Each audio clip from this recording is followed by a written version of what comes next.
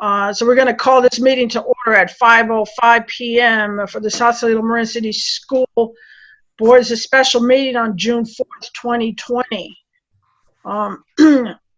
That brings us to 2.01, which is a Pledge of Allegiance. I don't know if that's just a marker, or if it's here, but for those who are on our special board meeting the other night, at this particular marker, I just gave reference that the words of the pledge, there's a part in there that says one nation under God. I hope that happens for this nation. So I'm not going to recite the pledge. If someone wants to do that, please feel free to do so right now. I'll do it double time. Ready? Don't repeat with me. I pledge allegiance to the flag of the United States of America, with the republic which stands one nation under God, indivisible, with liberty, justice under all. There. Thank you. That's how our kids do it in school. All right, folks, if you're on this line, this brings us to oral communications. This is a time that you can present to the board any item that is not already on the board. And if by chance you have a request that was made by someone similar to what happened in the Mill Valley City Council board meeting, just want to give you a heads up. We cannot speak on items that are not on this agenda, but I might go off the script, just so you know. Is there anyone on this meeting, Itoko, who has something to say? Besides Chris, who you just, you muted her. You might need to unmute her. I see no raised hands. I will just unmute Chris, as she's the only. Well, Jamie too. Yeah, but I can see Jamie. Okay. Jamie has the ability to raise her hand. I think Chris And Louis. is the person that's calling in on the phone. Okay. Chris, we're on oral communications. Do you have any thing you need to say? No, I don't. But thank you. Thank you for the opportunity. No, I'm good. Okay, jump on when you get home. Yeah. All right, wonderful. It brings us to 4.01. This is a bond 2020. Dr. Garcia? Yes, per the last board meeting, we wanted to go ahead and add these as standing items to the meeting. My current update on the bond is that we had a facilities committee meeting on Monday. Seems like a light year ago. And there was significant progress made. The trustees that are on that committee had time to give feedback on the survey. The bond council helped to reword the potential bond language paragraph that Trustee Van Alst asked us to work on. And so I have a check-in for tomorrow, and I will send a second draft of the survey items to all trustees tomorrow after I have that check-in. But that process is moving along in the general outline that we had set forward at last meeting. Thank you. Any comments? I just wanted to add that we also reviewed the master plan in connection with the bond. Very preliminary, very starting, opening, historical view of the district, and then also some ideas for development and redevelopment.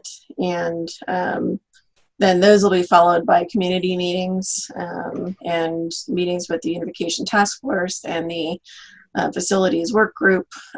So we're just starting that fast process of community meetings and community input on that. So I just don't want folks to feel that we don't have that on our radar screen as well. Thank you, Caroline. You actually just jogged my memory. The community meeting for the Bayside MLK staff is set for next week, and the facilities master planners have been in contact with Willow Creek to set a date with their staff as well for next week. Were they going to reach out to the greater community as well, Itoko? I kind of recall that. Yeah. Yes, absolutely. What we sort of worked out in the facilities committee is that we wanted to start with the 2 school staffs and then reach out to the unification facilities committee and then do the larger outreach to the rest of the general community.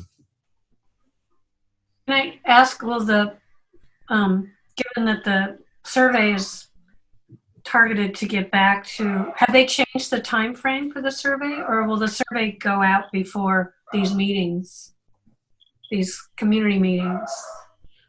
So they did talk about doing just a small little test group before it goes out larger, is what I recall. And to be clear, we're talking about two parallel processes. The facilities master planning community input is a parallel process to the bond readiness survey. The survey, as you will all see, includes a lot of kind of higher level, different type of questions rather than just a project list. Uh-huh. But there are some very general questions about project ideas and testing voter sentiment on certain areas. So our board will see it. And I think that was the question, whether that will be refined from the community input before the survey goes out. And I think the goal is yes. But I don't know, Dr. Garcia, can you clarify on that? I think it just really depends on the time frame, you know, the idea is to try to test this weekend, early next week, with an ability to get the survey out the following week after the test. And so we just need to see at what speed the facility master planners are able to meet with the community and give feedback to the bond survey. Just to be clear, the facilities master planners are going to do their own survey as well to the community. So I don't want to give the impression that the community is not going to have a survey or the community feedback won't inform the survey, but they're really 2 parallel processes. There's going to be the survey about the bond and about the community's readiness for the bond, and then a separate survey will go out about specific projects. So, yeah, and that makes sense. I mean, we need to do them parallel given our timeline. I do hope, though, that because meeting with the Willow Creek staff and then meeting with the Bayside staff is still might be a separate school perspective. And I think that meeting with the Unification Task Force and perhaps the work group maybe together would be beneficial before that survey goes out, to ensure that the survey considers a lens of unification and that group has and then I don't know if Willow Creek's board is also going to look at it or not before it goes out. Absolutely. We will work to make that happen and make sure that the Willow Creek board also has a chance to review it before it goes to the community at large. Okay, perfect. Thank you. Can I just ask, I remember the survey group saying that their aim was to present the survey results by our meeting on June 18th. And I'm sort of unclear as to why that. I mean, I'm assuming that we're going to have a board meeting in July. Maybe not. I'm assuming that we could have a later special board meeting if it meant that the survey was, more effective. I'm not clear in my own thinking about what is, why is June 18th the deadline by which the survey should be both taken, you know what I'm saying. It's not a drop dead deadline. You're absolutely right. If we need to shift it, we need to shift it. I think CFW was interested in trying to work within our regular schedule, if possible, so that we could give as much time to the consideration of actually filing the bond resolution by the August 7th deadline. Got it. Right. Okay. Yeah, and I think there's still also, the master planners are working on pricing out the current campus improvement needs, as well as pricing out what they've come up with as a proposed set of, ideas.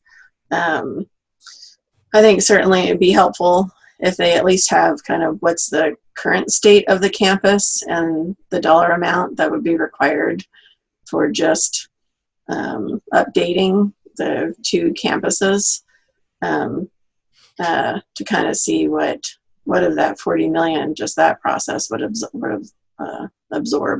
Mm-hmm. Yeah, I like the idea that, with the master planning concept in mind, that thought that even if this goes out for a bond, it may take several bonds to really, cover the landscape of all that could possibly happen, throughout the years. And then, of course, the fact that it's really long-term, right. planning. Yeah, and that's definitely to keep in mind when you look at the master plan, that it's not all meant to be done. That's a good point, Ida. Yeah, and then we've got a resolution on here talking about the upcoming bond measure. I think so. Yeah, I think at least there is a bond measure that, well, there's two, I guess, but there's one that failed last time that I think is going to be coming back about increasing bonding capacity for districts. It's actually not quite the same measure. Yeah, this is having to do with the commercial properties in Prop 13. Yeah. Even though the poorly named Prop 13 that just got voted down, the two Prop 13s was called Prop 13. It didn't actually have anything to do with Prop 13. Yes. This Schools First, School and Local Communities First Funding Act actually looks at revising the Prop 13, excuse me, Proposition 13 law in the state of California, and removing the exemption for commercial properties. Yeah, and that's a whole different scenario that would increase general fund revenue, I believe. But yeah, isn't that what Lisa came on the last two meetings and was talking about? Yeah. Yeah, and I think Bonnie is muted. I don't know if she needs to be unmuted or she muted herself. Oh, there she is. Yeah. Thank you, Caroline. Yeah. No Thank you. And Josh is muted as well. I think Josh is. muted Yeah. myself because I got Okay. two kids in the background that occasionally make way too much noise. I hear what they have to think about all this. His daughter might be practicing her karate. We're catching another snake. Yeah. You guys. Are there It's other like their comments? schedule. They just finished martial arts. Ah, there you go. Are there other comments regarding the bond from the board? No, we're doing well so far. All right. Any intent from the public? Hands up. Public, you can, if you click on participants, there'll be a list, and if you can choose the blue raise your hand button if you would like to make a public comment. Steve, could you unmute the two phone callers since they do not have the ability to raise their hand, and see if they would like to make a public comment? No comment. Thank you. And I'm almost home. Yay. And then we have a 248-388-2792 as well. That's the Detroit number. It's Jen Conway. No comment. Thank you. Thank you, Jen. Who was that? Jen Conway. Okay. She's calling from Detroit. Yay. Be safe. Well, just so that people know, if you don't already, this meeting is being recorded. I believe we record all of our meetings. Am I correct, Dr. Garcia? That's correct. All right. Thank you, sir. So can we push on unless Dr. Garcia, you have something else to? Nope. I see no other attempt from the public to comment. So let's move on to 4.02. And for you, you're good as well, sir? I am good. I have Okay. no other comments. Thank you, sir. 4.02 is the distant learning. Is that you, Dr. Garcia? Is that David? Well, I could hold the space, but since David's here, I'm going to turn it over to him. and us. Yeah, there we go. Hi, everyone. Hey, David. Hey there. Nice to see you. Let me. You better not be driving. Are you actually driving? I tried to say there's no advertisements that say you shouldn't drive in Zoom. It's all about texting. But no, I'm in a parking lot. Right, good. I am parked. Good. Okay. Let me just jump to my notes here. So some things to share. First of all, I just want to share that we have 7 to 8 of our kids are continuing with the UC Scout Algebra program that is being done in partnership with Bridge the Gap and Carl Featherstone, their new coordinator who took over for William Woods. Great program, and the kids are carrying on. We have had approximately this week 27 kids that have been at school. We added 5 more in the last week who were siblings of kids that we brought in, and their parents asked if the sibling could come as well, and so we said of course. So we're still running 4 cohorts. We have 8 in TK2, 8 in 4-5, 8 in middle school, and then 3 in 3rd grade. On Tuesday, Dr. Garcia and I will be giving a presentation countywide to superintendents, partners, and principals and otherwise regarding the work that we did to open our campus, the process that took place, and then the protocols and procedures that we have in place and how it's going. So we're looking forward to that. And Flora Sanchez has been proctoring the ESGI assessments with our TKK kids this week. They've been coming in on a schedule that Mary Thompson did a great job setting up.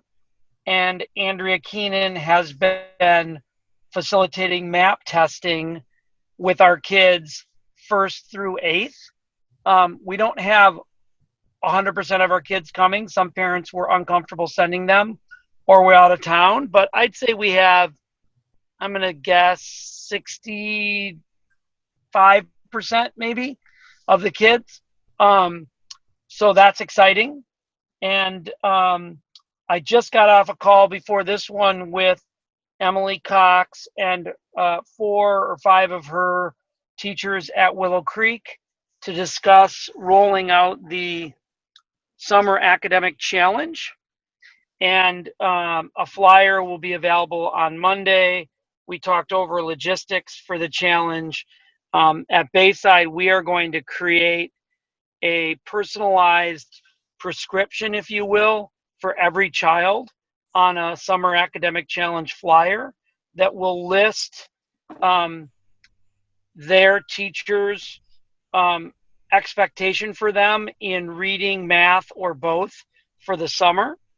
We agreed as a teaching staff that we want it to be something that the kids earn, but we don't want it to be something that stretches them too far because it is the summer and this has been a stressful time for everyone, including them. So they're going to have to work for it, but we are trying to strike a balance where they also get up in the morning and feel like I can do this. So that's really exciting. The fundraising is going really well. The goal was to raise $17,000 in sorry, Toko's texting me, so now I'm reading text. $17,000 in order to serve every student that has this particular need of extra support over the summer. And I'm confident we'll be there by the end of this week, or for sure the end of the weekend. And so, it's very exciting. Dr. Garcia talked this week in admin, and I know all of you will be excited to hear this, including Tarina, who was talking to me about this 3 years ago. We feel like these summer academic challenge plans for each kid will be able to transition into individual learning plans for each student in the fall.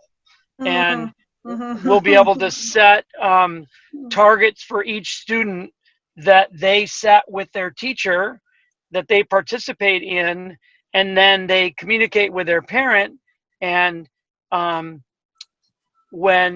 as they meet their milestones, we celebrate that along the way. And so I think it's really exciting.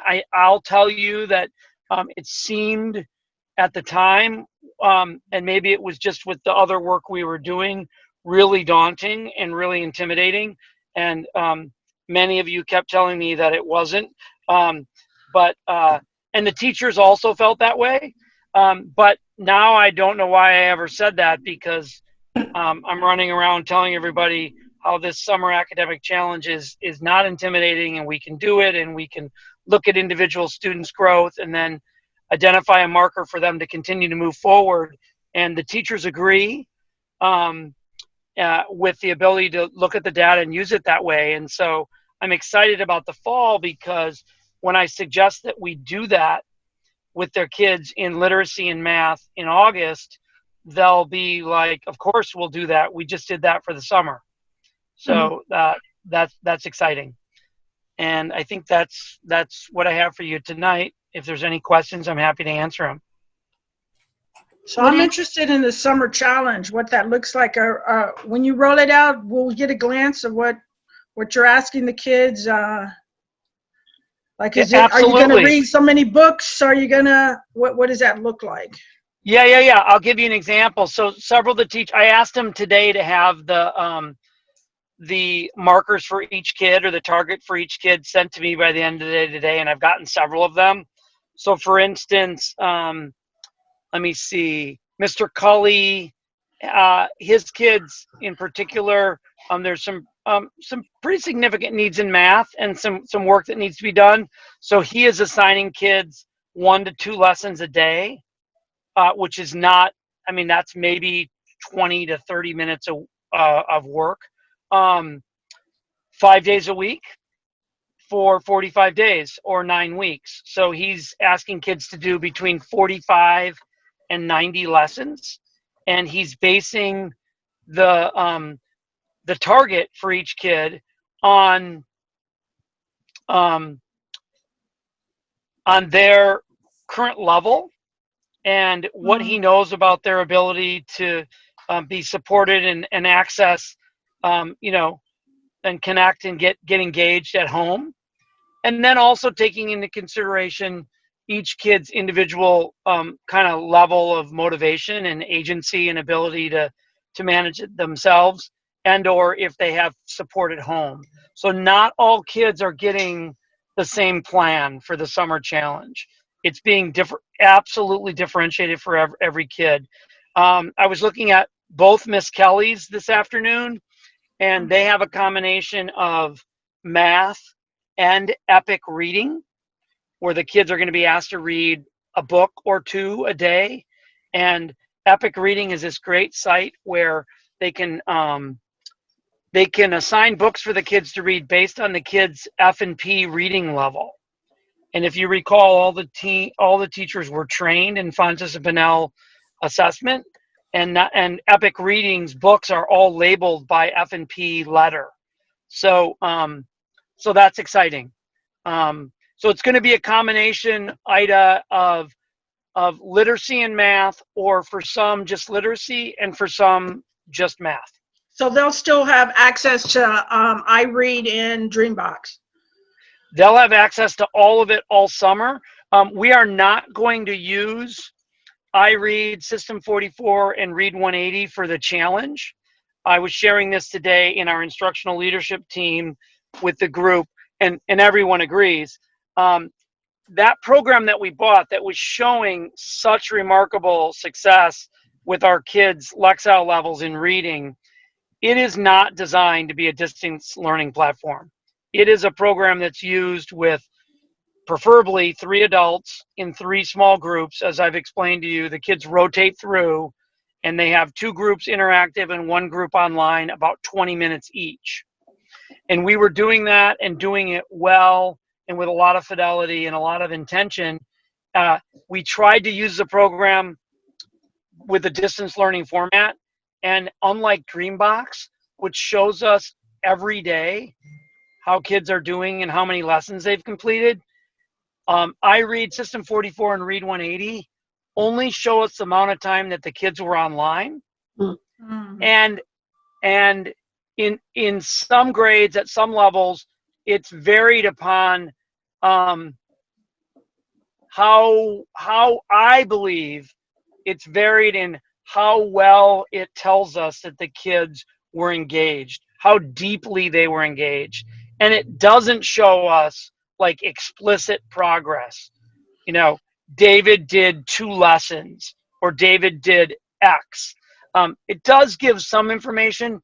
It's not information that that is useful. So we are not using it over the summer, and we talked at ILT today, our instructional leadership team, about the fact that one of the things we need to do prior to the fall is identify another platform for distance learning with literacy, so that if we do end up back in the situation we've been in, that we have a reading plan, a literacy plan that will work.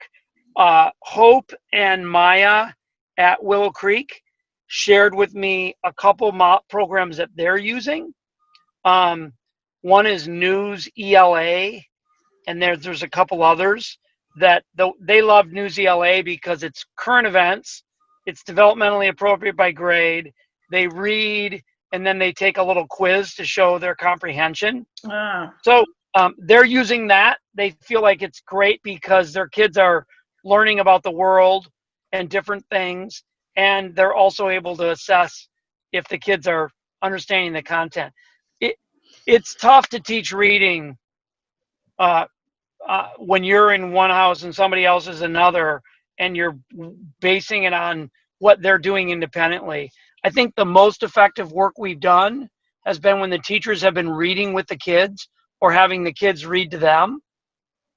But the literacy piece has been a challenge, and the map data is highlighting that as well. Not surprising. David, can you say a little bit more about the very loose correlation that we're currently seeing between the increase in levels on Dreambox and the early returns on the map testing? Yeah, sure. And it's not, I shared with Dr. Garcia today that I looked at a few grades in passing. While I was waiting for the meeting start, I looked way more closely. Without question, our kids are doing much better in math compared to the March assessment from March to June than they are in reading. Let me just breeze through. Some grades are better than the other. So in first grade, it was 2 out of like 10 that showed progress, and another 2 that were stagnant. The rest went down. In second grade, 1, 2, 3, 4, 5 out of 7 went up, and 1 stayed stagnant. Which isn't stagnant, is probably not the best word. 1 stayed at level, which is not necessarily a bad thing if you haven't been in school for 2.5 months. In third grade, 3 of the 4 assessed went up.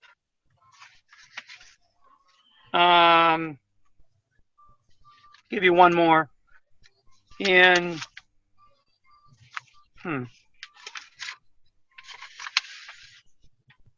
Well, I guess that's what I'm going to give you, because I can't seem to put my fingers on. We're doing math for 8th grade. Well, for the middle school kids are at school, and then any others that show up tomorrow. But the math was far better and more more obvious gains than in reading. And David, how does that correlate with the progress that those students have been making on Dreambox? Oh, again, okay. So I can't tell you one-to-one without a little bit more time, but in looking at it, like the one first grader out of 2 that made substantial progress, she went up 14 points. Her RIT went up 14 points. She should make 14 points in a year. She made 14 points in 2.5 months. She is our Dreambox superstar in first grade. Wow. In second grade,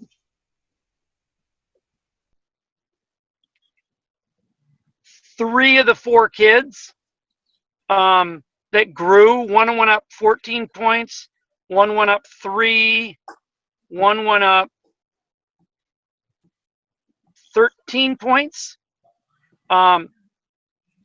All the standout in their class.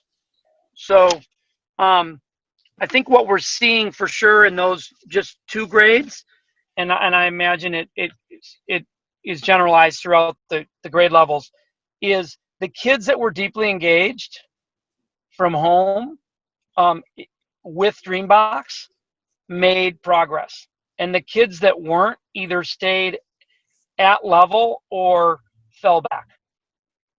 Thank you, David. Probably bored to tears. So they're just on that Dreambox, getting that work done.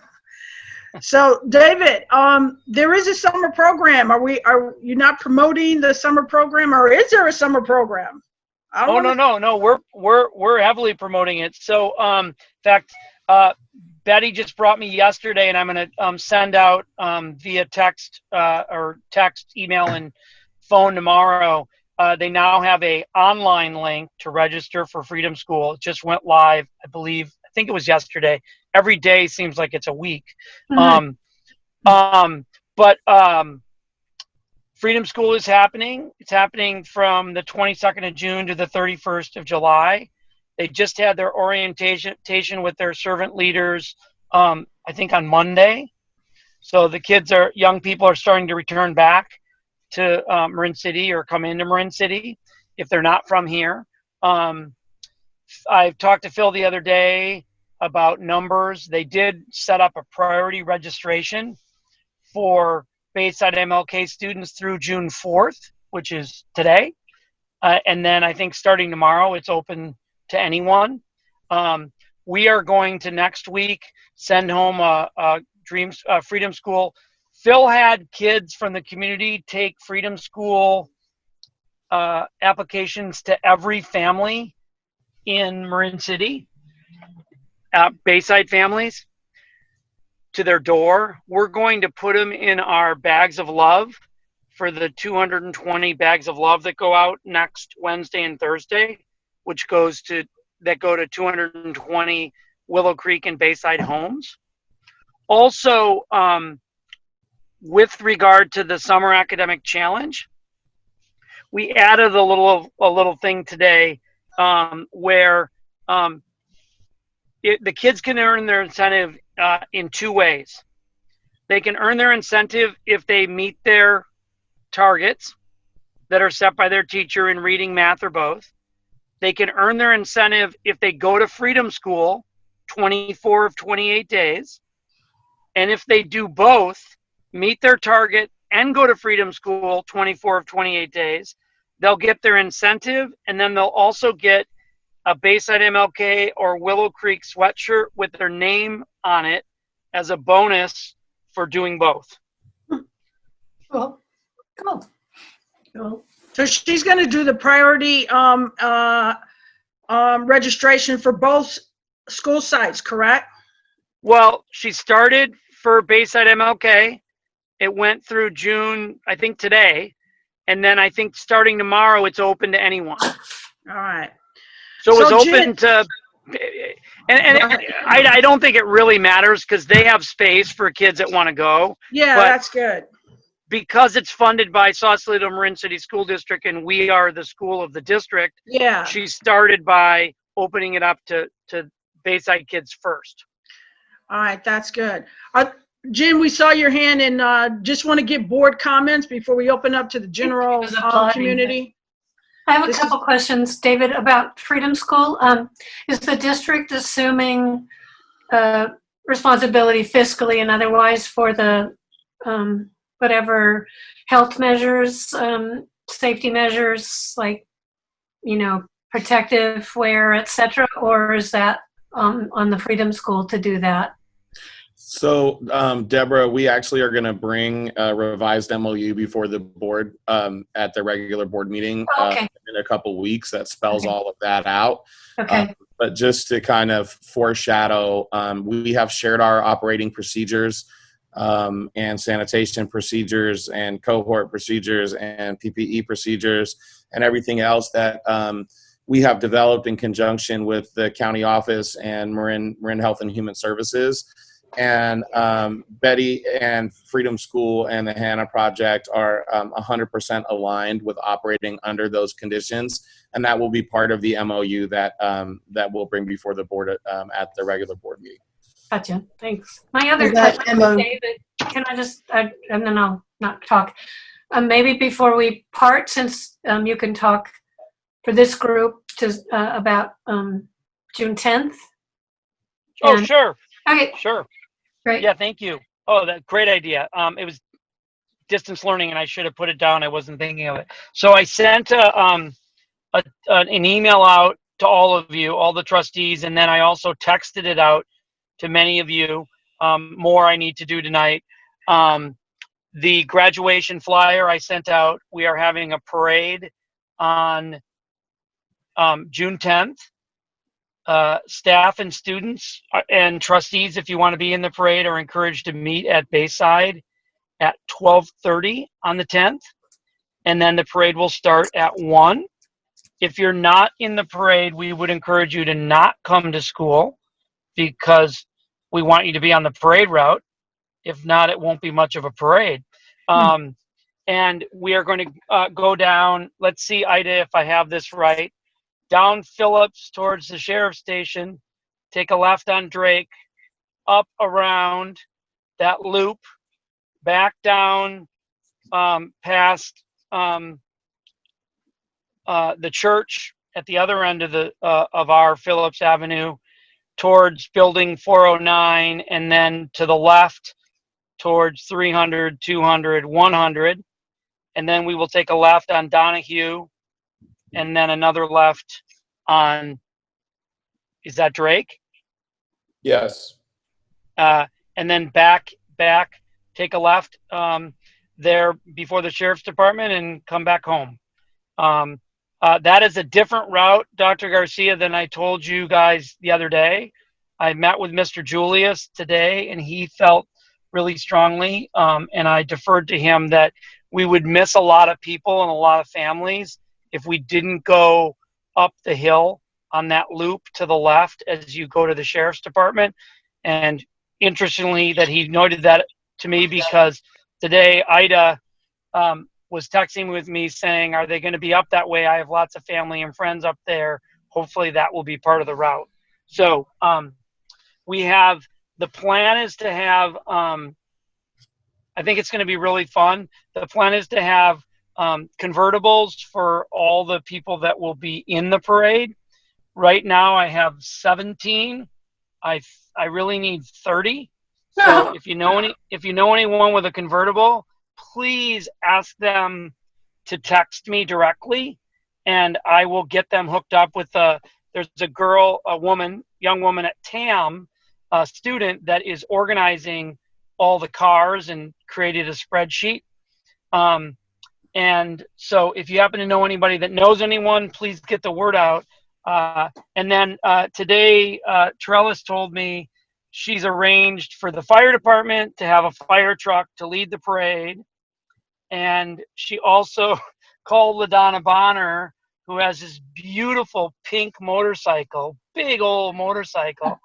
And she asked LaDonna to come in with her crew to to be part of the parade. So we're definitely spicing it up on June 10th.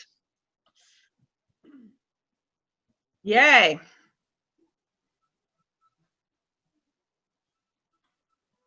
Any other questions? I have a, are there diplomas going out?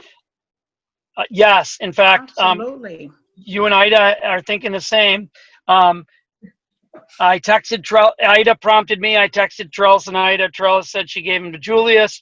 Texted Ida and Julius. Julius says Brandon was finishing printing them.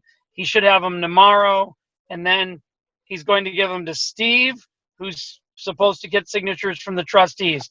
I don't know why it has to change so many hands, but we will make sure that you all are contacted and can sign those before Wednesday. I'm texting for a convertible with Thank one you. of our tutors. Okay. I volunteered ours. Yeah, cool. Will you, Caroline, will you do me a favor and re-email me? Yeah, sure. I think that got lost and I didn't forward you on to the to Sophie at TAM. Thank you. Okay. Yeah, sure. I'll do that. Are there any other board questions for Principal Fanan? All right. I don't know if Jennifer Conway is muted, Dr. Itoko, but her hand was up as he was talking. So can we find out what it is that she would like to ask? Yes, indeed. After Jen, go to Barb Killy. I was just clapping. Sorry, I'm sorry. I was very excited about what David was saying about the summer challenge. It was awesome. So that was it. So Jen, you're on the phone and your face is up as well. You're on 2 devices? I am. I'm technologically challenged here at home today. Sorry. All right. Thanks. Is Dr. Thornton saying something? I don't know. We're going to go Barb Killy first. She's had her hand up for a moment, and then we'll take some other comments. Hi. Oh, the graduation sounds so cool.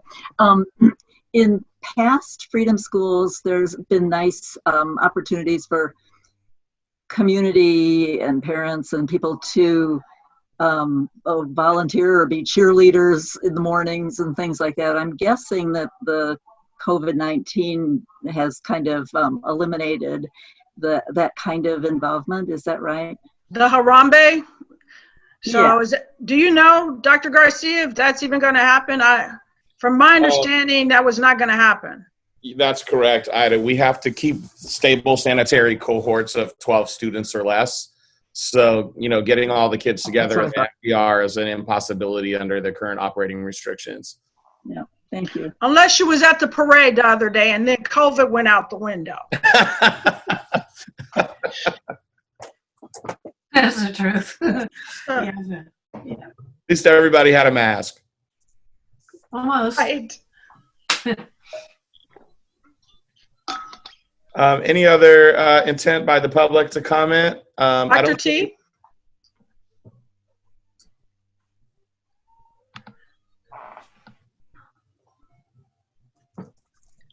I didn't say anything. Okay. We thought you had your hand up, Dr. T. I don't think so. All right. Well, hang in there with us. We're going to try and get you all out of here before midnight tonight, okay?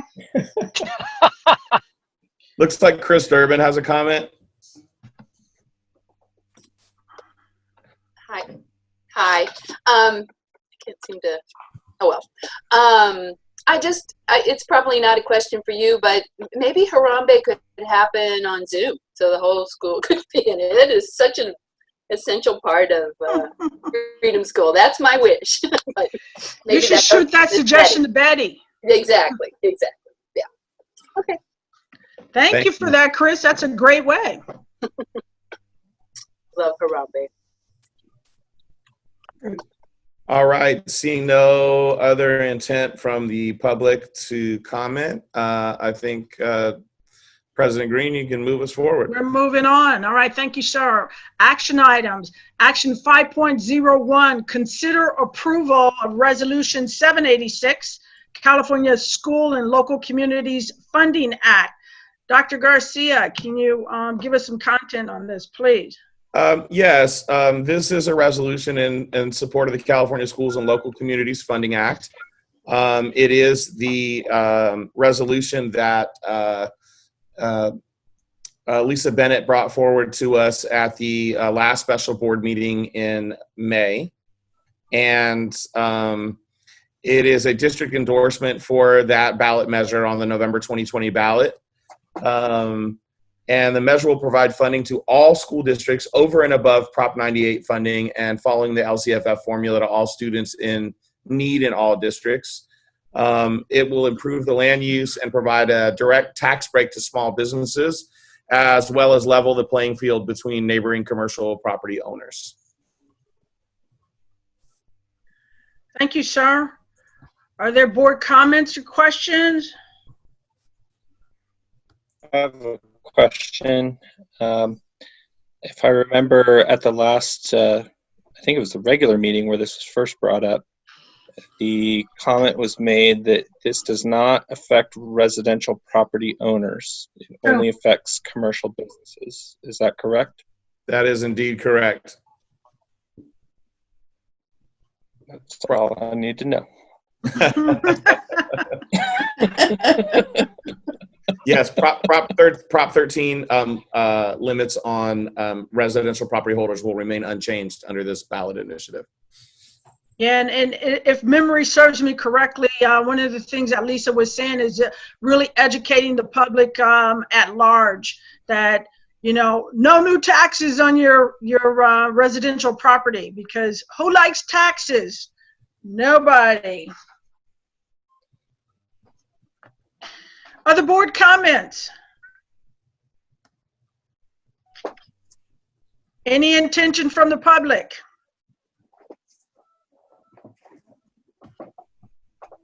I don't see anyone with a raised hand. I also don't see anybody waving at me through their video stream.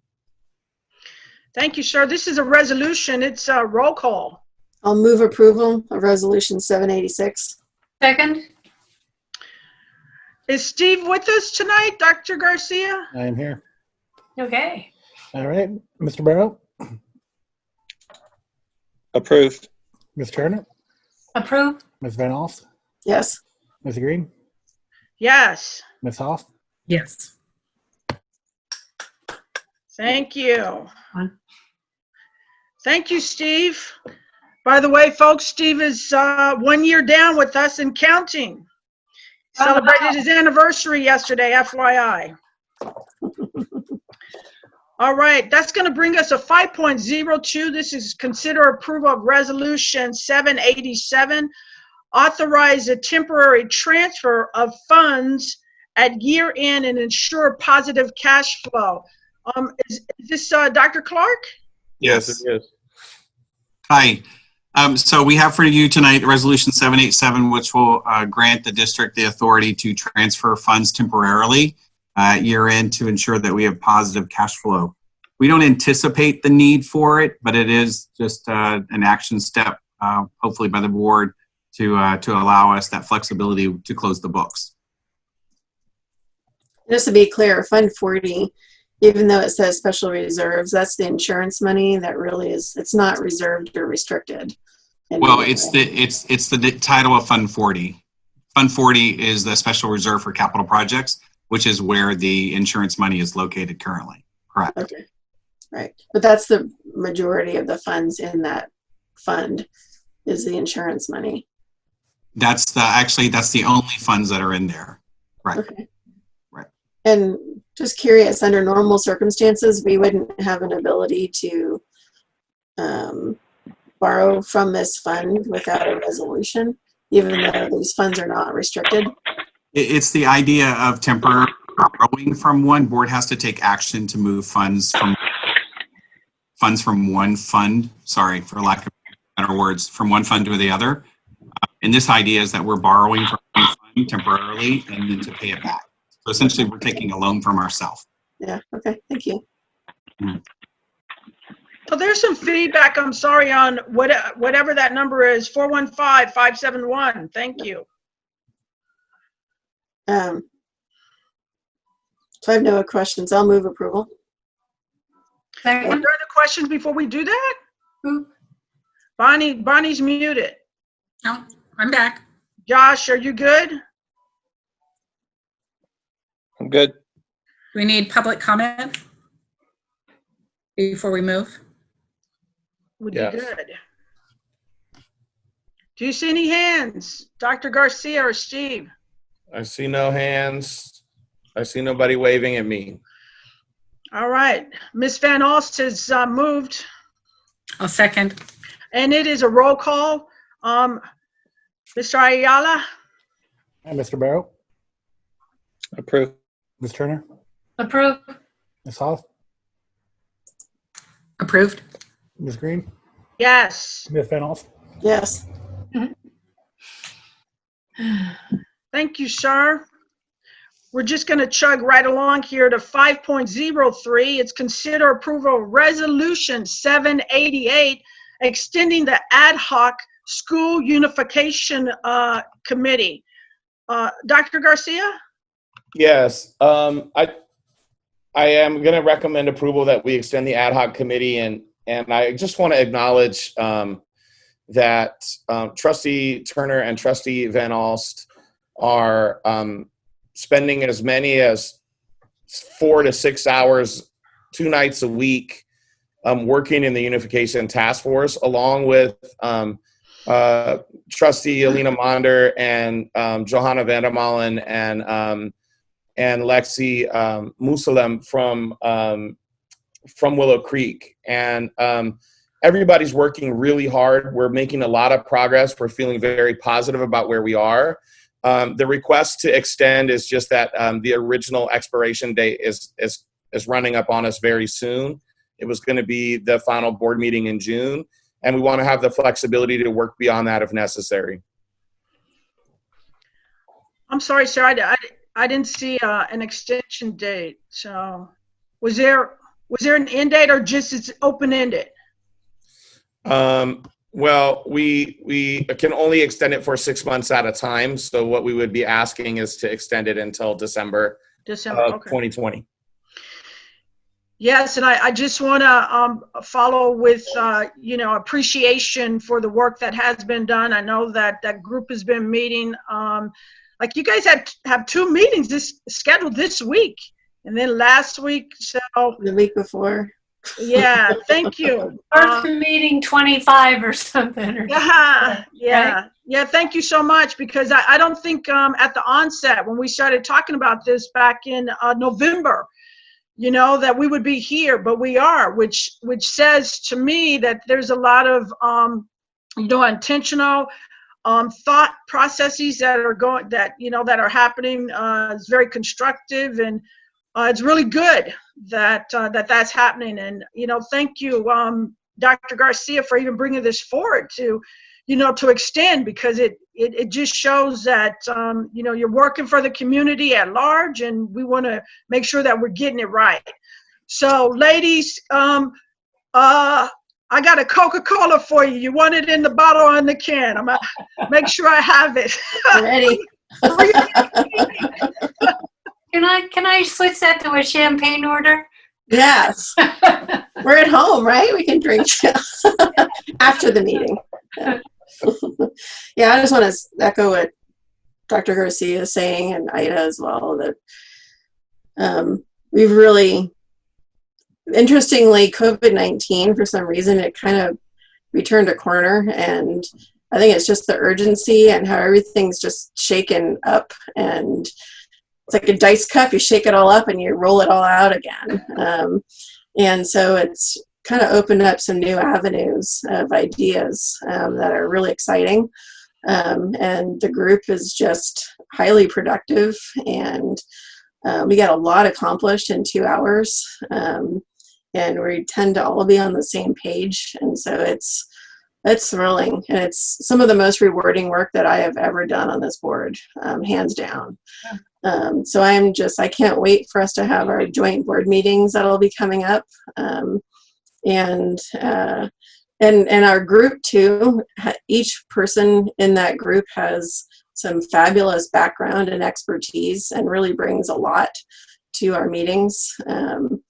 And and everyone's positive, and we tend to be on the same page. So I actually look forward to these meetings, even though they're 2 nights a week, 2 hours, and it's a lot of work, but it's, I don't know, glutton for punishment. I'm really enjoying it. Caroline, that should be the motto of our nation right now, quite frankly. What's that? One thing. The work that you guys are doing. Yeah. It should be the motto of the nation. Yeah, right. I agree. We're all on fire. Yeah. You know, they should tune into your unification task meeting. Yes, it's positive energy, man. It's just, gives me hope in these crazy times. So Yeah. I can't wait for us to get this show on the road. What I've learned is that, what I'm learning is that a really great way to build trust is to work together and find yourself working and heading in the same direction. That's a real trust builder for me. Yeah, Right I on, agree. Deborah. And I think we saw that in the work groups as well. Yeah. Everyone came together and, wow, you have the same cause. Look at what we can do together. That is so right on. You know what? I think probably we're going to get more residents in the 94965 because we're doing great work. Yep, Bring the people on. Yeah. Bonnie, you want to chime in here, Josh, on this resolution? Or No, I'm just deeply, deeply thankful, and for all the work that is going on. It's really inspiring, and I thank everybody for all the time and commitment that you and an open heart that you bring to this. So besides that, so my thanks, and absolutely want to give you as much time as we need, recognizing that that it's Gotta end. I don't, I get it. To get this right is clearly taking a chunk of time. So thank you very much. You're welcome. Thank you. I would think the committee has to go, almost through the unification process in its early stages. Totally supporting continuing it. Just wondering, technically, I guess we can keep rolling 6 months at a time. It can stay ad hoc. So if that's correct, this is a no-brainer. thank you, Josh. We have folks from the public, and this is a good time to pipe in if you have something. I know that Miss Alina is on the line. I don't know if you want to share. There you are. Your hair look good, girl. Oh, thank you. No, see. I thought the salon was closed. Yes, Let's talk yes. offline. After this is over, let's talk offline. Sure, no problem. I just want to add that, our experiences have been, it went from, being like, I would have to say, not so great to being absolutely wonderful. These last few weeks, we've really come together and work together and have been working very hard. And, we can feel how everyone has embraced this process. And you're right when you talk about being open-minded and, just in receiving from everyone. No one person is doing this alone. We're all doing it together. And I think that's the thing, like doing it together and getting it done. And I just appreciate being on the committee with everyone. I appreciate all of our ideas and just how we just come together. So I'm looking forward. The reward is in the end, it's near. And the reward is also in that we're doing this for our children. Yeah. You just gave me goosebumps, Alina. I gave me goosies. Right on. Yeah. Thank you, Alina. We are indeed stronger together. Yes, sir. Are there other hands, Dr. Garcia, or any hands that are up? Jen Conway has a hand. Wonderful. Hi, I just wanted to echo the excitement for this. I heard the energy from the Willow Creek board members that are part of this task force in our board meeting this week, and it was so exciting and refreshing to hear them, sharing the work that you all have done and the spirit that you all I love this. It's everyone doing it together, each one of you contributing equally. And I'm really envious that I haven't been able to be part of that process with you. I love a good, hard job like this, and just experiencing it through hearing from Alina, Lexi, and Johanna has been really wonderful. And I am so hopeful for the future of this unified school. Thank you. Thank you for all the energy and effort, and I can't wait for it. We'll find a job for you, Jen. Don't worry about it, Jen. We'll find a job for you. Were you in one of the teams? Please do. I was in the transportation committee. Yeah. Okay. Yeah. Good. Yeah. So that'll be coming up. That'll be coming up soon. Thank you. Thank you for sharing, Jen. Is there someone else? Chris Durbin would like to comment. I just can't not say how excited I am to hear about this positive forward movement with the unification plan. It's just thrilling. Thank you. Thank you so much for all this hard work. I'm thrilled. That's all. Thanks. Thank you. Ready, Deborah? High five. Huh? We're going to say a high five. Yeah. Is there anyone else? I did one, but you can't see me. Yeah. No other intent from the public to comment, President Green. All right, this is a resolution. Need to get a motion. I don't know if Josh made that earlier. I'm happy to make do it now. Motion to approve. I'll second. It's been moved in second. This is a roll call. Steve? Mr. Barrow? Approve. Ms. Turner? Yes. Ms. Green? Yes. Ms. Van Alst? Yes. Ms. Hoff? Yes. Thank you so much. Thank you. 6 more months. 6 more months. You guys are cooking with gasoline. You'll get it done within 6 months, I bet. So You betcha. here we are, 5.04. This consider approval of resolution 789, federal education funding in light of impacts associated with COVID-19 pandemic. I move to approve. Dr. Garcia. Yeah, so just to provide a little bit of context, the House of Representatives passed what is called the HEROES Act. It is currently in the Senate.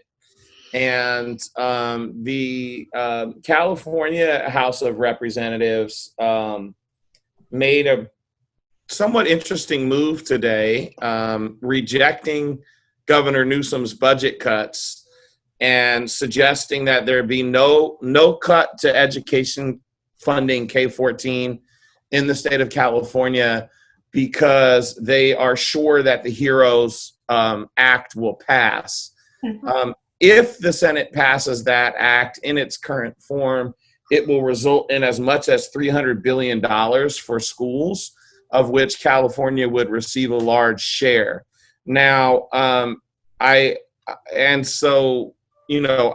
definitely recommend approval. I just want us to proceed with some caution because the governor of the state of California still has line item veto rights in our state. And so even if the state House of Representatives and the state Assembly and Senate don't approve of his current bill and approve a different bill, he still has the right to line item veto, even if the HEROES Act money comes through. So I just want us to be mindful of that. But I definitely recommend approval, and I certainly hope that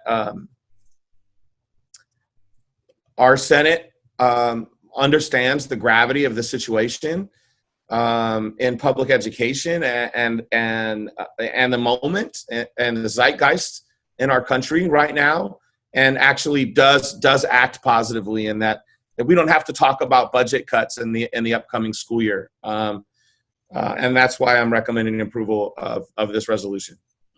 Is this something that other schools are embracing or in districts at large?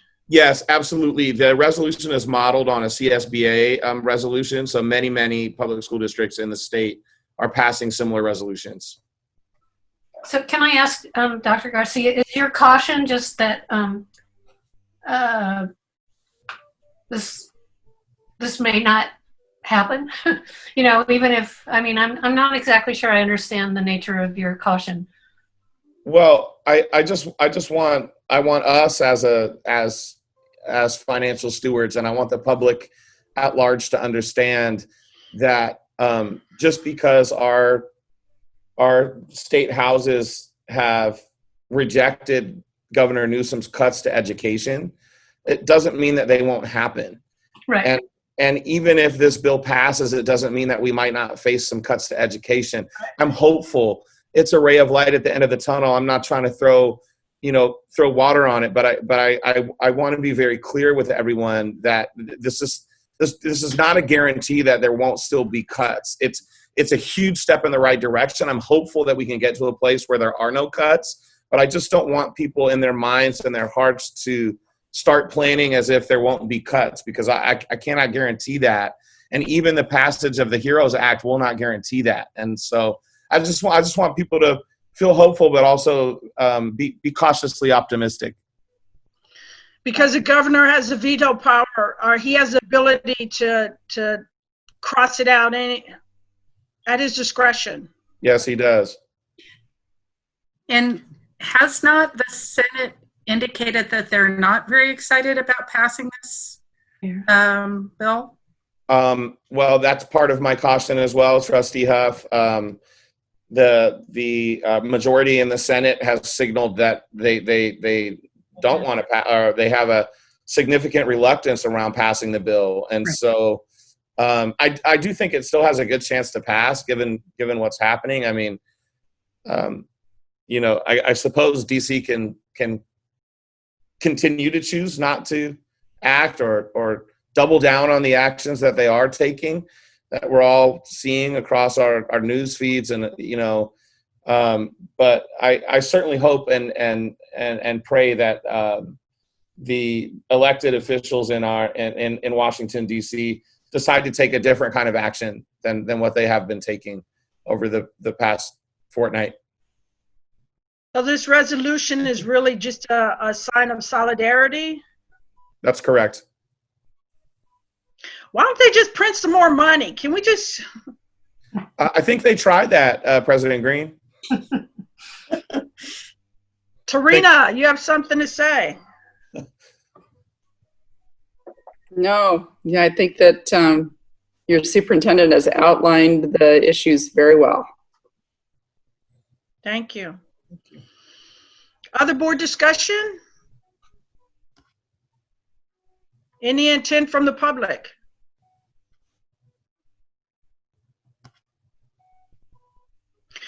Need a motion? I move that we approve the federal education funding in light of impacts associated with COVID-19 pandemic. I'll second. It's been moved in second. This is a roll call, Steve. Mr. Barrow? Approve. Ms. Turner? Yes. Ms. Green? Yes. Ms. Van Alst? Yes. Ms. Hoff? Yes. Thank you. Brings us to 5.05. This is a 2019-2020 estimated actual budget summary.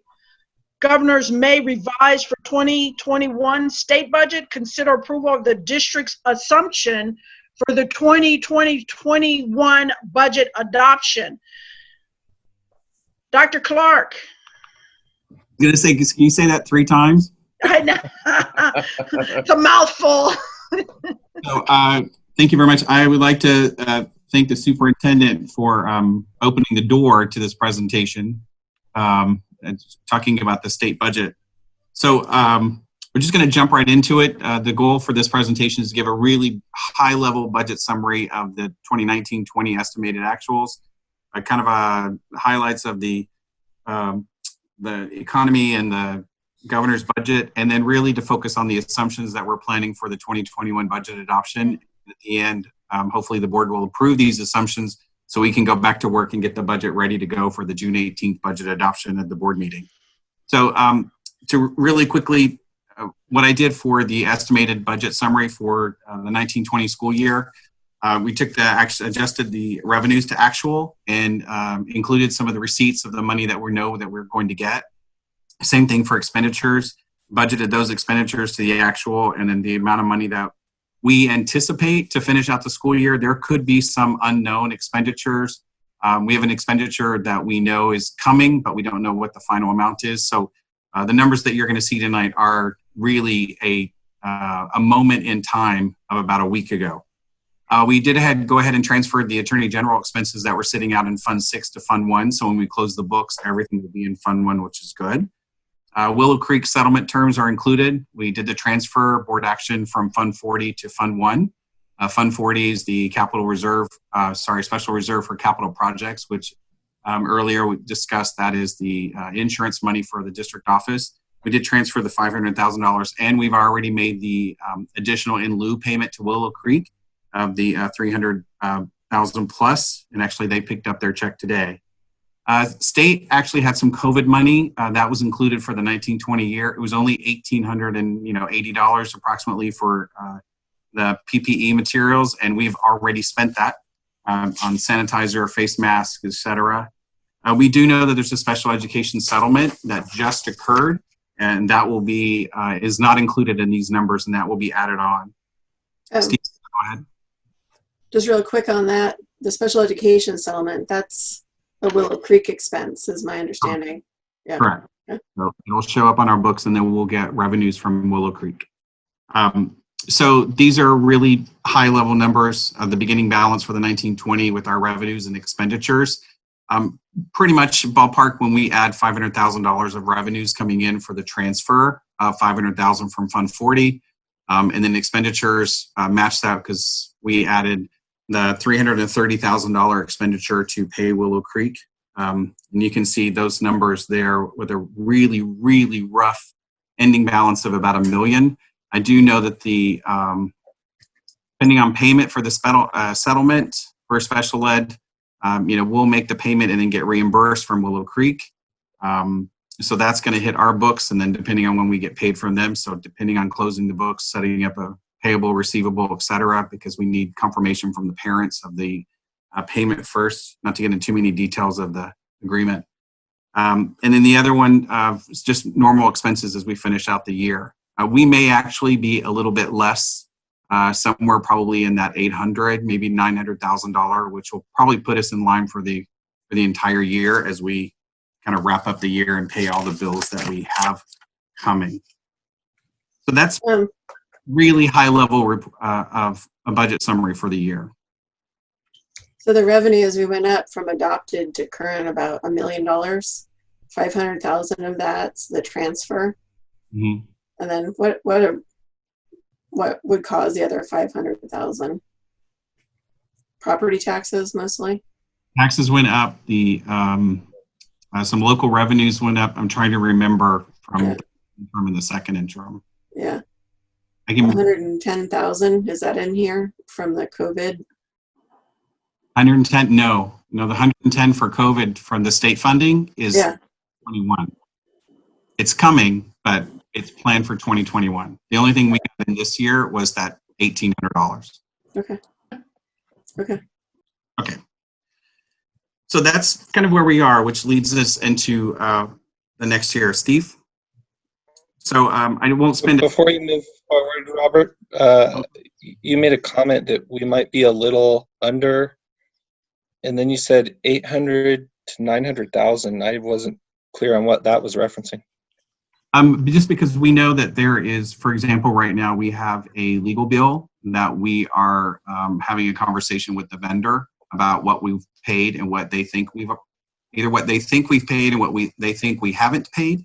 And we're trying to match up what we think we've paid or what we know we've paid and what they think we owe. And that right now could be about $100,000. And so if it have to be true, that expense is not here. So Trustee Barrow, to your question, my guess is we'll probably, it could be around that $900,000 ending balance, because there are some expenditures that we didn't budget exactly to actual. It's going to be, what do we think that final payroll is going to be? Money is sitting in some of those pay lines to finish the bills, to pay the final payroll, plus the hourly employees that are working as well. We don't know. So I get it now. You were referencing ending balance. I thought you were referencing a potential swing of 800 to 900,000, which would be massive. But you're talking about a $100,000 to $200,000 swing. Yeah. And I had the same understanding, Josh. Thank you. Yeah, if memory serves from looking at the budget report, there's about $200,000 of unencumbered balance across all the expenditure lines. So if those were to not be necessary, then that number is going to go up. But this is a really hard class. Okay. So Steve, I won't spend a huge amount of time talking about the pandemic. We all know what's going on. We all know that the employment, and even that number is outdated now, because I think there was another 1.9 million people who filed today or filed this last week for unemployment. So that goes up. And as Superintendent Garcia made a comment, the CARES Act is already passed. The HEROES Act is under debate. I would only add that I think the Senate has already said that they're not going to pass it, but I share his hope that maybe the last couple of weeks, maybe there might be some reconsideration at the Senate level at the feds to pass that. But moving forward, as it comes on to impact us, Steve, with the assumptions with the federal government, this is starting to build the 2021 budget adoption. So the ESSER, COVID funding 19, and sorry, I'm totally blanking on the acronym. It's the federal program for COVID. For us as a school district, we'll get about $110,000. That's coming out of next school year. There's another pot of money that comes out of CARES, which is the Learning Loss Mitigation Fund. The final amount is not known yet, but the formula they're going to use is a third of the money is going to be a certain amount per special education pupil, and then 2/3 of that amount is going to be the concentration, a certain amount of money per concentration pupil. We as a school district, every single kid at BMOK counts because they're doing pupil counts. And so for us, we know that it could be a sizable chunk of cash. My guess is with some of the numbers that I saw last week and earlier this week, it could be another $100,000. So with the ESSER funding and the learning loss mitigation funding, if both of those total about 200, that'll help pay for some of the teachers. But I do want to caution, this is one time. It'll only be for the 2021 school year. Yeah, and isn't this one of the pushbacks on the governor's budget, where they were going to allocate on concentration totals, and the pushback was that some districts didn't like that, and it was going to be based on total unduplicated count. Mm-hmm. I wouldn't doubt it. There's been a lot of conversation going all the way back to when local control funding formula. This slide is about the federal programs. Yeah. When you're speaking about the local control funding formula, there was a lot of conversations, a lot of debate over a lot of time, and it's still going on about the idea of a base grant, a supplemental grant, and a concentration grant, and who gets money and how much money goes to, and whether concentration kids that fall into that group, that unduplicated count, really need that additional funding. So I think those debates are still going on. My hope, given our world at this time, especially the United States at this time, I'd like to think that some of those debates are about to be settled, and we will just move on and give kids what they need. Yeah, I was just reading on the school services. Right. Says the Senate's version approves the governor's $1.5 billion to LEAs, but they want it on LCFF, not on concentration grant. So yeah, we'll see where that lands. That's interesting. Is the ESSER one time as well, Dr. Clark? Yes, one time. And then the last thing for federal funding is that whether or not there's a cut, whether there's not a cut, it was a recommendation from the county that we just budget flat revenues in the program. There was a conversation, somebody made a comment that, federal sequestration, that's a word we all know. And the feds are not going to give out, billions of dollars, trillions of dollars to citizens and then not expect some money back. So we're not sure where that is, but for us moving forward with the federal programs at this moment, we're going to budget flat for the federal revenues. So Steve? And I think I misspoke. This is federal money, and I was looking at the state. So I misspoke. Yeah. So I'm sorry, Dr. Clark. Can you go back to that last slide? Can I just add on to a comment? Caroline, you're correct. It's a federal money, but the legislature has to determine the allocation. So that what you were referring to is exactly right, but it is federally sourced. Okay, thank you. So it's right. On this slide, I just want to understand the wording on revenues being flat. So it's like the federal government gives you a certain pot of money and just work with that money? Pretty much. So let's take Title I, for example. In the 1920 school year, Title I funding to us as a school district was $132,500. That's what we got for Title I funding. What we're moving forward with the next 3 years is Title I remaining flat funded. 132.5, 132.5, 132.5. Not subject to COLA, not subject to a reduction. So right now, all federal revenues coming to the district, at least for the right, as of tonight, we're moving forward with the assumption that there won't be any increases or reductions to the federal funding for the next 3 years. And that came from the federal government. They're saying to the schools that when you allocate flat. That came from the recommendation from the county. So. Okay, thank you. Next is the state budget. I have a question on that previous slide. You mentioned there's one-time money in there. I wasn't clear how we are allocating that one-time money. We've fallen into historical traps of putting it into ongoing needs and then running out. So what are we doing with the one-time money? So right now, the learning loss mitigation funding, since we don't have an amount, it's a hole. So we don't have any money coming in, and that's one time. The ESSER money right now is paying for a teacher for the 2021 school year, and then it ends in the out years. The hope, which is the plan, and hope is not a plan necessarily, but it is the plan at the moment, is that we'll have some funding coming in, some philanthropy coming in to help pay for some of our programs going forward.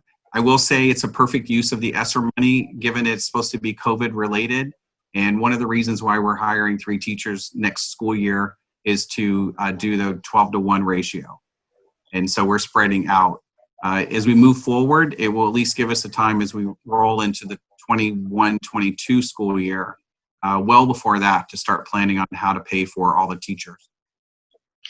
That's a good question, Josh, too. Thank you for bringing that up, because I was wondering as he was speaking if that money was specific. Like they're saying, since this is an ESSER COVID-19, you can only use it for that purpose. That's right. But it's a really broad range of things you can do. I mean, we could decide to use that funding to help pay for the after-school program, and because we need extra people because the kids can't be in groups bigger than 12. So we could use that money to pay for that. Anything that goes along with that's COVID related, we could do that. Got it. But I do, Trustee Barrow, I do thank you for bringing that up. It is very risky and very dangerous for a school district to start using one-time money for ongoing expenditures. But this one, we know for 2021, that's the plan right now, and we will definitely be watching that. And Dr. Clark, if I may, any conversation about expanding teacher FTEs, those would be all temporary hires. There will not be probe hires. So we do have later thanks on for that clarity. And it will, moving forward into the MYP, as we build the budget for the next board meeting, that funding goes away. So it only comes 1 year in the MYP page. 2 and 3, 0. And we do have later on the agenda a reduction of classified services. Right. So there's a little bit of give the other way as well. So I appreciate that clarity. I have a question and a comment. The comment is, communication around this is so critical. I think the clarity of categorizing them as temporary is really important. When we're, even from a temporary stance, when you cut teachers or programs, regardless of the reason, it's a cut, and it will be perceived that way.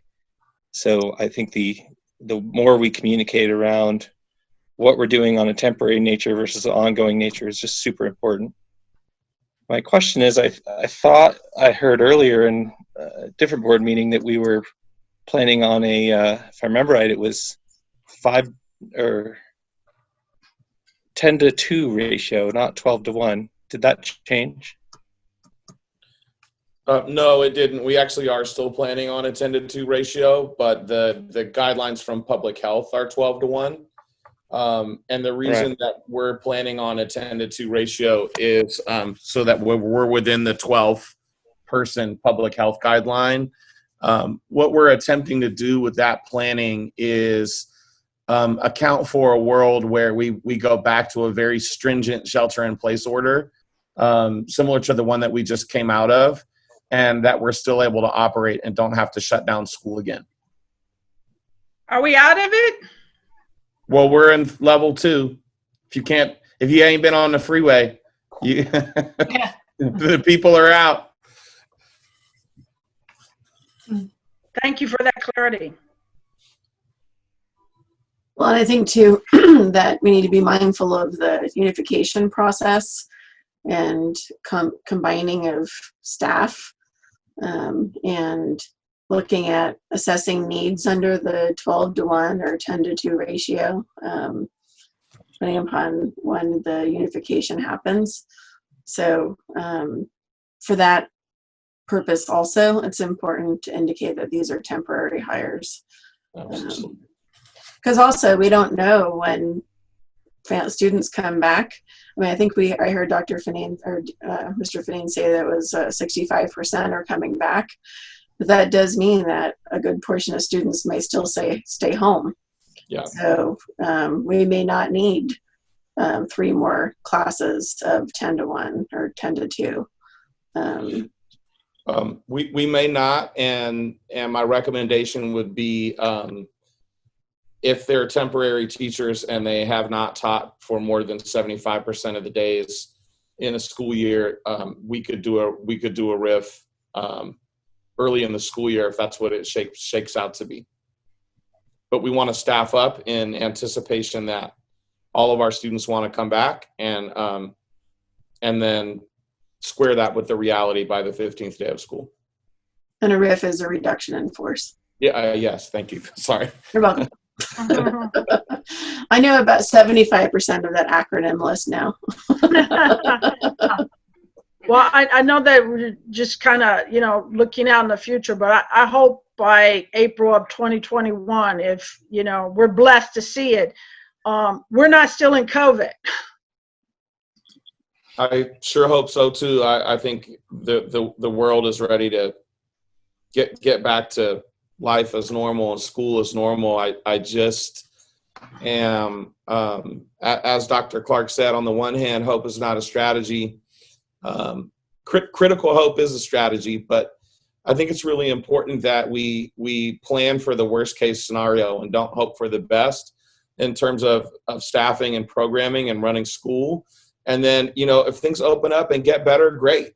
But I don't anticipate a return to normal school in the 2020 calendar year. And I would be surprised if we are not operating under these conditions well into the 2021 portion of the school year. We may see a return to normal conditions for the final 6 or 8 weeks of school in the 2021 school year once cold and flu season is over in the spring, maybe in April of 2021. And I also would not recommend changing an educational program for the final 8 weeks of school. Would be nonsensical. Thank you. Got it. What is critical hope? I'm looking it up online now.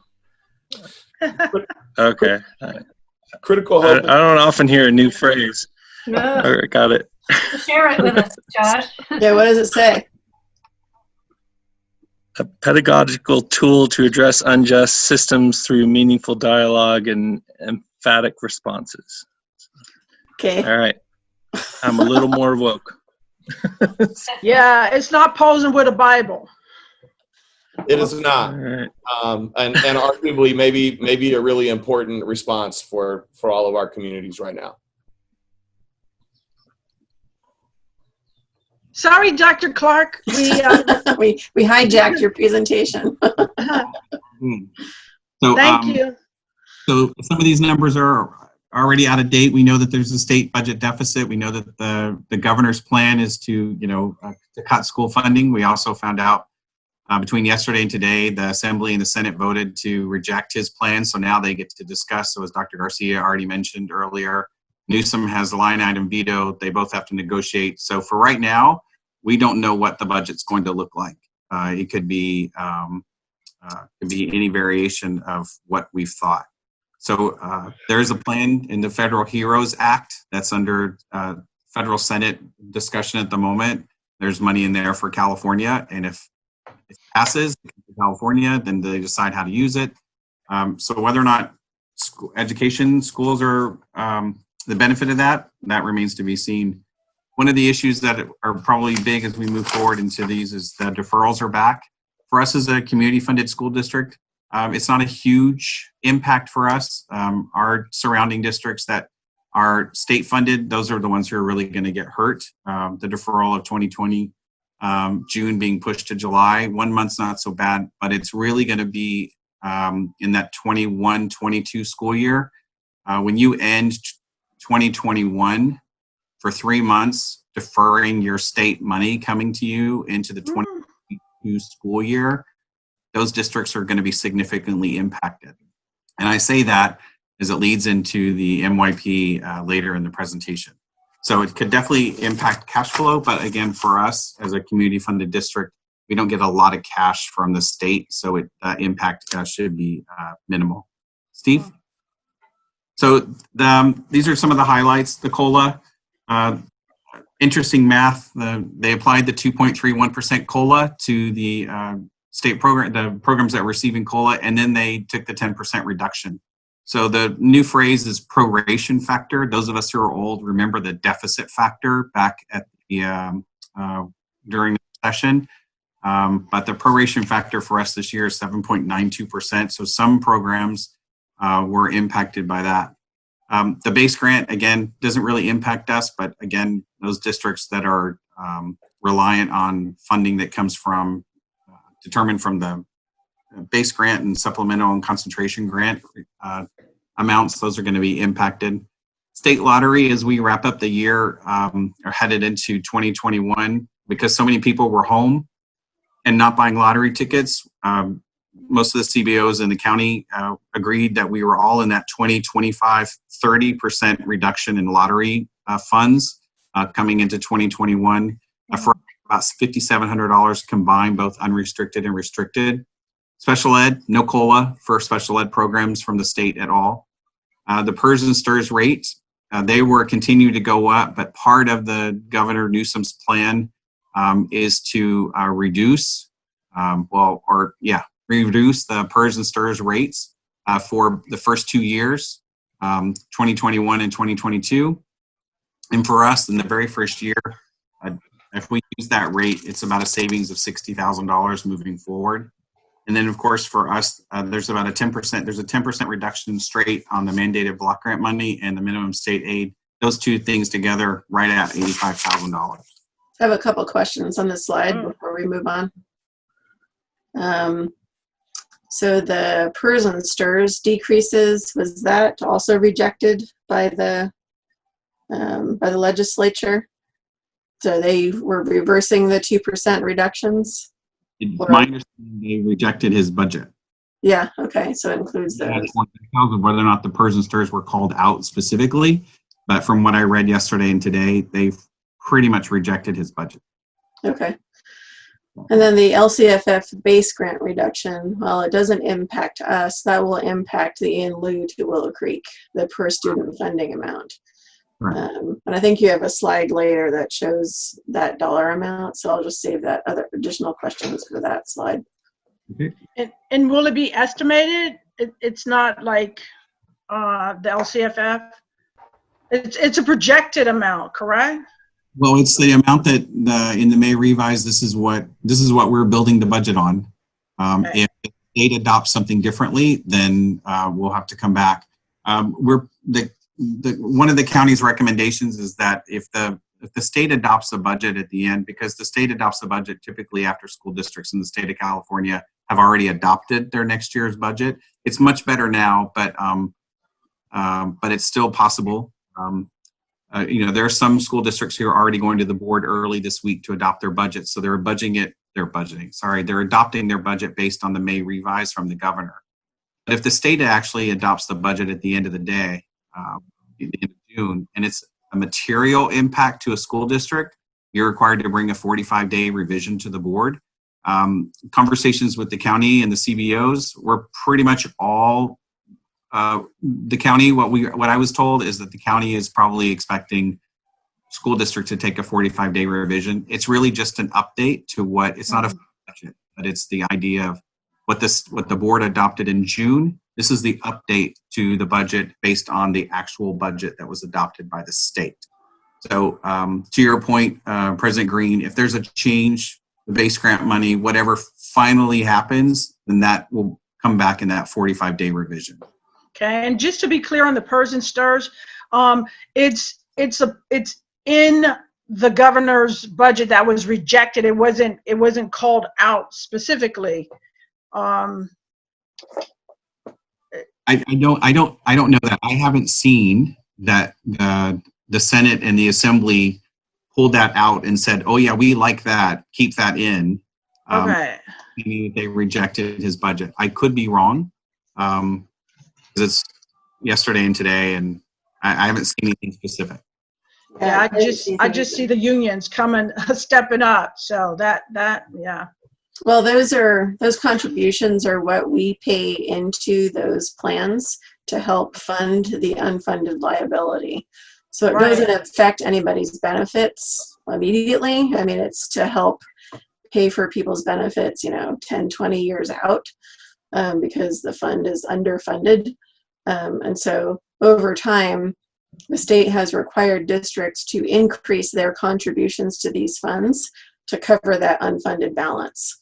So part of the governor trying to create offsets to the hits to the budget, to my understanding, is reduced these required contributions from districts by 2% for each of the STRS and PERS. And it seems that it was just a way to kind of offset some of the cuts through less funding required towards these plans. Sure, yeah. Yeah, I get that. It's just when you're talking about potentially taking away money at any juncture, there's that sense of fight back. So, but thank you for for making that clear. Thank you. Right, because this is a reduction of our expenditure. Yes, sir. Which is a good thing. Yeah, it could be funded by the state at some point. Which that would be nice. All districts would love that from us. All right, so I'm just going to go through all of these, and then we can come back, or we can do a page at a time, the board's choice. Okay. So these are the local assumptions for the 2020 school year enrollment. ADA, a duplicated count and percentage, those are straight off of the P2 ADA as we ended the year. Actually, the enrollment I pulled from May, just to kind of get the update, because I know that our enrollment over the course of the year has gone up from the beginning. You can see the COLA factors with the prorate factors, the proration factors, deficit factor.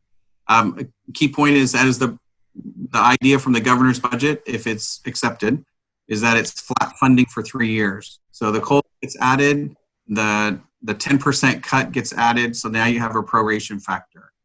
And then moving out for the years, it's flat. The idea that years 2 and 3 are flat funded. So as the COLA gets added, that proration factor gets larger to cut you back down to where you were. So year 2, you add 2.5%. And so the proration factor is larger than 12.18% to take you back to that even number. Next year, 3.26 COLA. I mean, it's COLA on top of COLA. It's a larger proration factor. So on how these programs really play out in the next couple of years, if we truly stay flat, it could really start to impact school districts, especially, well, I would imagine the programs that we have as well coming from the state, it could be a real challenge. PERS and STRS, we already talked about that. Those are the adjusted rates for years 1 and 2 from the governor's rate revise, and then that's the PERS and STRS rate for headed into year 3, which is PERS luckily is pretty flat. Actually, it's just under. It takes a little dip, but STRS kind of goes back up in its trajectory again. Health benefits for this year, Kaiser raised their health rates 15% for us. So what you see there, that 15% increase is just for, and everyone else stayed pretty much flat. VSP was not VSP, sorry, standard was just a little bit of an increase. I didn't even include it on here, but it is in the budget. But Kaiser, we pay about $300,000 a year for Kaiser. It is the one health plan that we have for all employees. So you can see their increase, and then of course, 5% out for the out years, if hopefully that holds. I know that some of the districts in this county are starting to step back from MSIA, but that might be, that's definitely going to be a conversation that we have over the 2021 school year. And then routine maintenance. Since we've added the 2 custodians at Willow Creek, we're required by the state to do 3% of our expenditures as a contribution to routine maintenance. That's resource 8150.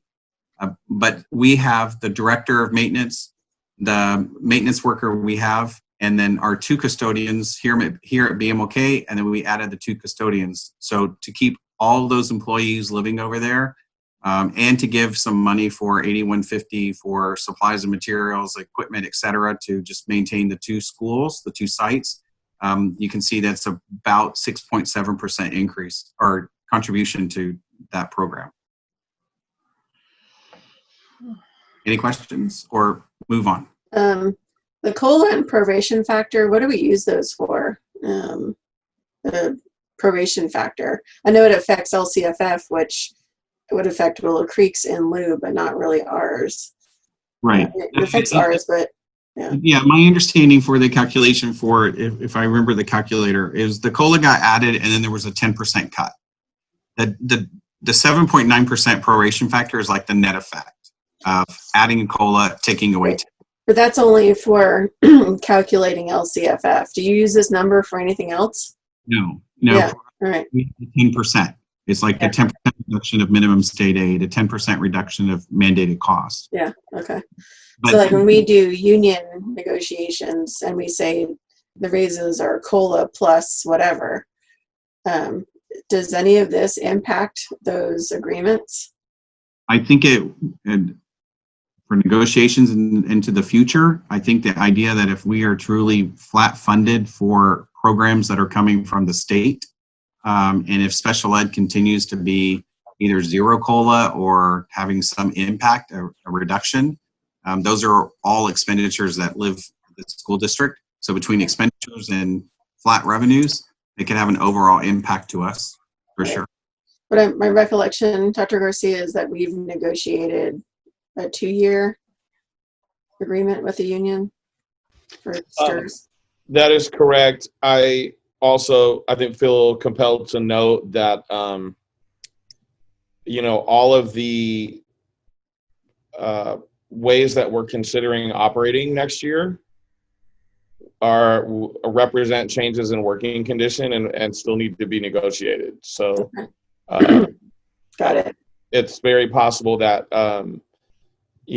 we'll come up with a side MOU for this year for the shutdown, but that's all very up in the air, and we are in absolute constant collaboration with our labor partners about a reopening plan and how to reopen we're having a shared governance team meeting weekly, so that, you know, we're doing this together. But I don't want to provide the illusion or delusion to anybody that anything is set in stone. This is all pending negotiations and a ratified MOU. Okay, thank you. And I appreciate the union's cooperation through this crazy time. Okay. I have a question on the health benefits. I don't recall the historic movement, but 5% seems low. Have we seen years like that before? We have in the past. My hope, again, hope is a plan. My hope is because Kaiser took such a big jump this first year, they would be very hard pressed to have such a large increase the out years. But I also know that we're looking to potentially change our structure during the 21-22 school year. So right now it's, I think it's a pretty safe number. It might be a little bit, to your point, on the low side, but we'll see. Okay. Anything else? Nope.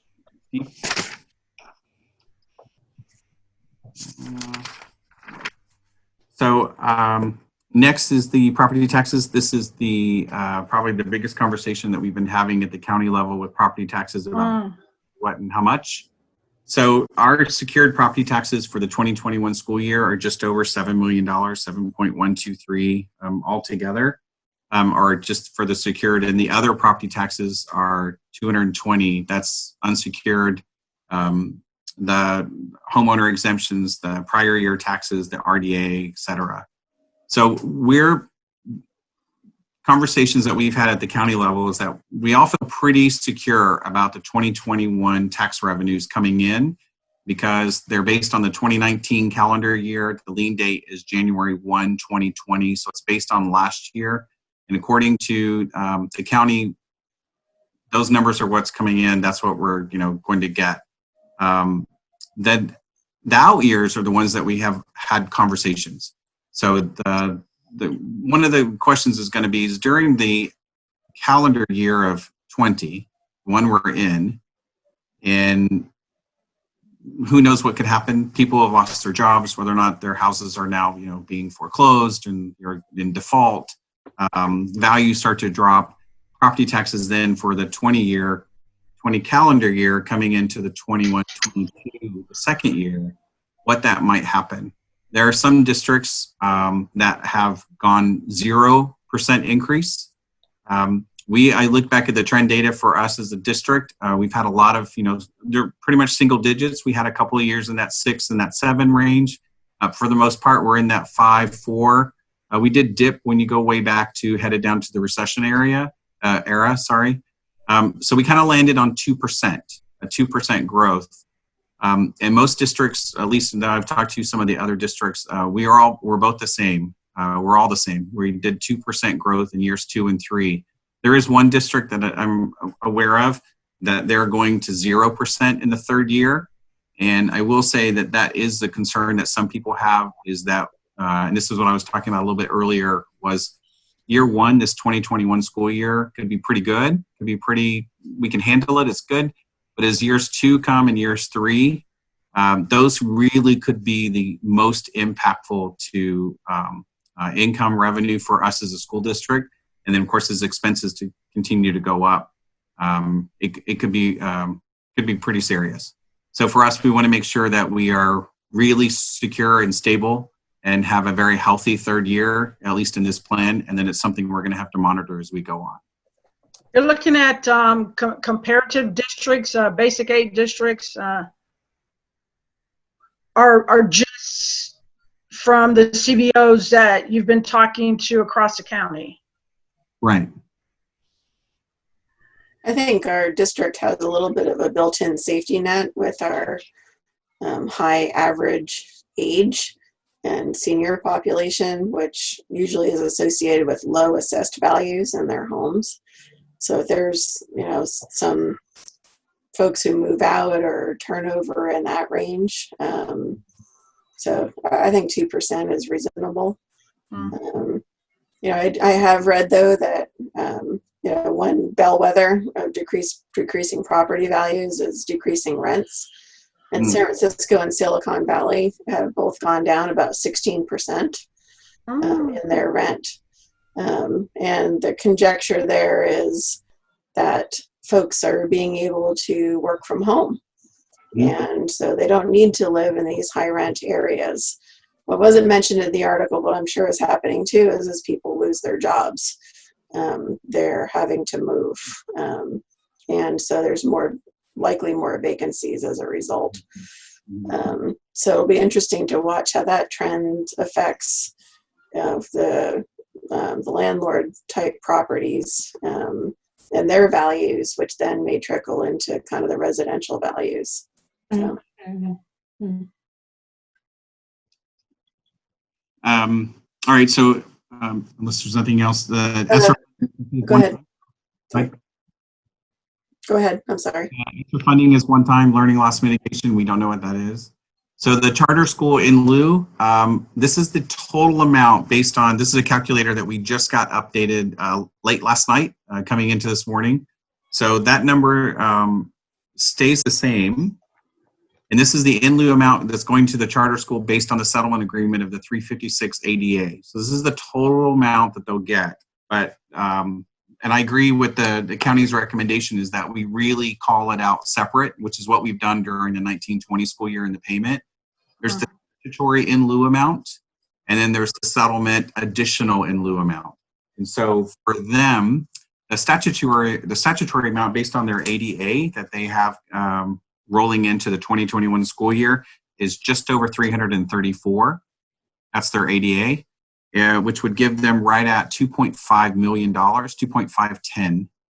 And so based on the settlement agreement of 356 ADA and using those same base grant amounts, those same per pupil amounts, they are going to get 2.67. So it's about $160,000 difference that we will, the district will be paying in addition, or paying in addition to the in statutory in lieu. Basic aid supplemental, one of those things we get, it was just across the board, just take a 10% cut, just like we did with minimum state aid and the EPA funding. So the comment on the charter in lieu.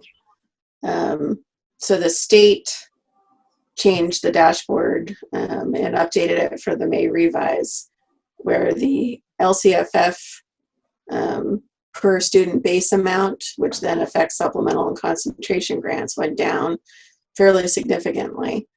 And so the in lieu to Willow Creek, I think, was 3.1 million at second interim. Last year, 1920's amount, right? Yeah, 1920. And so now it's going down. And I think that was the amount that was anticipated in the settlement. Well, I mean, that's what we knew when the settlement was completed. But now because of the COVID-19 impacts to the LCFF, the in lieu was 2.6 million.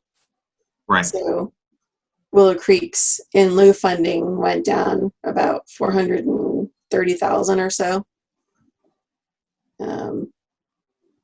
According to the May revise. Yeah, according to the May revise. Yeah. If everything stays just like it is a week ago. Yeah. Yes. Right. And so, but with the legislation pushback, if the in lieu stays flat, then this 2.6 million will go back up. It'll go back up because the base grants will change. If they don't do the 10% reduction to the base grants in the calculation for LCFF, right, then it'll come back up to where it would have been based on the 356 ADA, which is and the additional 430,000 that essentially flows into essentially excess property taxes. Correct. And so really depends upon where that money goes after that, whether it flows to, I don't know. There's a million things that could be done. There's a million things that we're planning to do next year. So, yeah.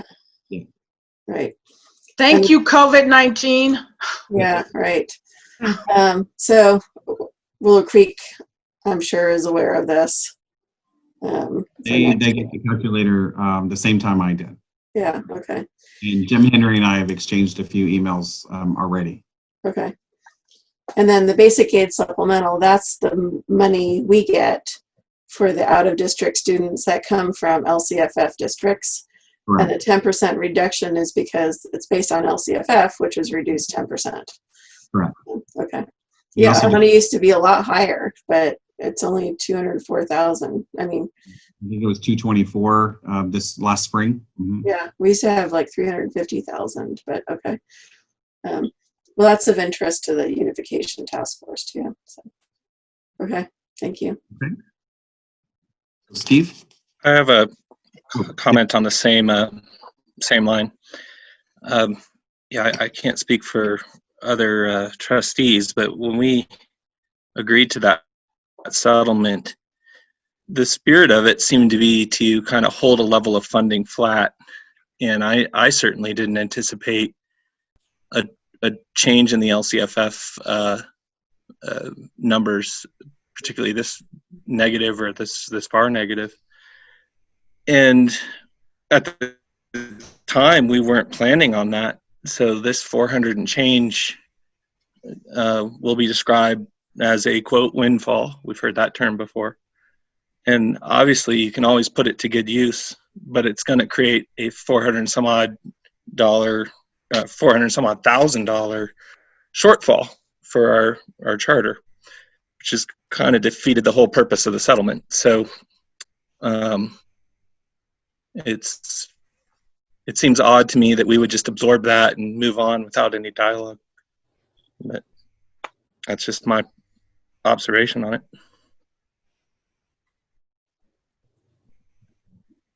Yeah, that's a good point, Josh.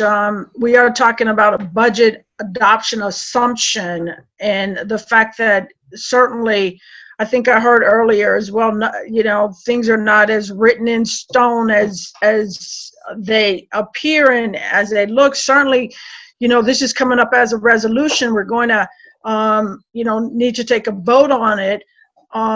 But I don't think any of us had any idea that we would be in a global pandemic.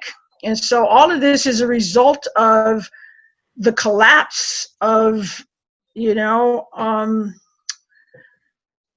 just our nation and California and California being hit really hard. So yeah, but my point is it doesn't affect us because of our community funding. So in our case, we're not getting hit hard. We even have some one-time money coming in to help out with some of the temporary moves we're making. And are you saying the ESSER fund? Yeah, but that's minor in the grand schemes. So we're not having a big negative hit relative to what we anticipated, I think, at the time we were doing the settlement. But what we are getting is a windfall, and we're not talking about, hey, do we just hold it flat, which was the intention of the settlement. If we don't, the consequence is we go right back to where we were before the settlement, which is we're going to hear discussions of teacher layoffs and whatever adjustments the charters has to do to absorb that shortfall. And it's in our control how we budget that. We don't have to just absorb the money. We could share it as we originally intended because we haven't lost the revenue. That's my point. Got you. Yes, I understand the direction that you were headed. Yeah. And so, Dr. Clark, the idea was just across the board for the in lieu to just keep it flat based on budgetary. Right. So the 356 ADA was per the settlement for the 2021 school year, and the settlement didn't go out after that. So if their enrollment goes up or goes down, we don't know. So we just kept it flat. The calculator that came from the county that they worked on, they kept it flat as well, projecting out. Just very similar to what we do. Our ADA that we have as a school is flat for 3 years as well, because we don't know what's going to happen. So they went, the settlement was 356 ADA. It was 386 per the settlement for 1920. So they were going to take a reduction in lieu from going from 386 to 356. Just Right. COVID stepped in and took another, few hundred thousand off that list. Because I think they were right at 2.8, right over 2.8, 2.812 number sticks in my head somewhere of what they were going to get at the 356 until before COVID hit. So let me clarify my comment. I had referenced that $400,000 number. What I really mean to reference sounds like less than 200,000. What I'm suggesting is that we had planned for that 2.8 million or whatever that number was that you just quoted. And yes, it was based off of the reduction of ADA to 356.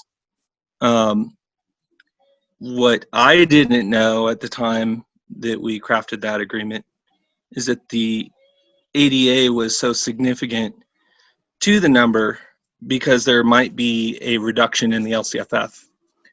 And so I didn't even account for that scenario in the discussions, and it never really came up to my memory. And it's a scenario where it only creates a windfall. Like, we don't lose anything because we're community funded, but it dramatically affects the settlement. And I just think it was, as with many documents, an overlooked scenario, and we have the power to decide what we do about this scenario. Josh, I hear you, and I don't think it's I think the fact that we're looking at this now is not, I don't think it's lost on anybody. I do agree with Trustee Van Alst that this is something that needs to be a factor in our unification task force discussions. And I also think that, I would guess that the 10% cut in LCFF is one of the first things that will be argued the hardest about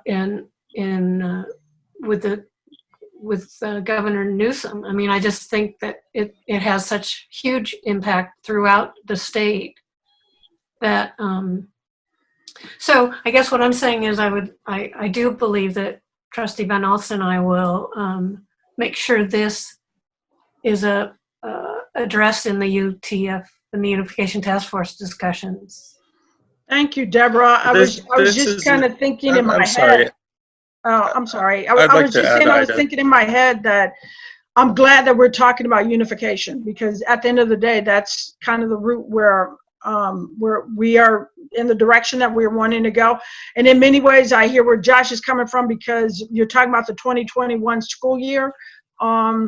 So I think that, the costs of, I'm not entirely sure that Dr. Clark has, we've really even addressed all the additional cost of doing this 10 to 2 or 12 to 1 classroom ratio.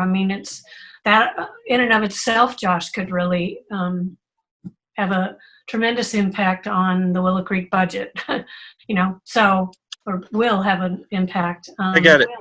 Yeah. Okay. There are moving things that could impact us negatively. I get it. What I'm trying to point out is we don't have to wait for the governor to decide where the final number is, because it doesn't really materially affect our top line. So we could choose what we do now. And this really isn't about unification. It's actually about the trust building up to unification and the spirit of the settlement that we just agreed to. And so unification is a separate discussion. I think the state budget can almost be a separate discussion.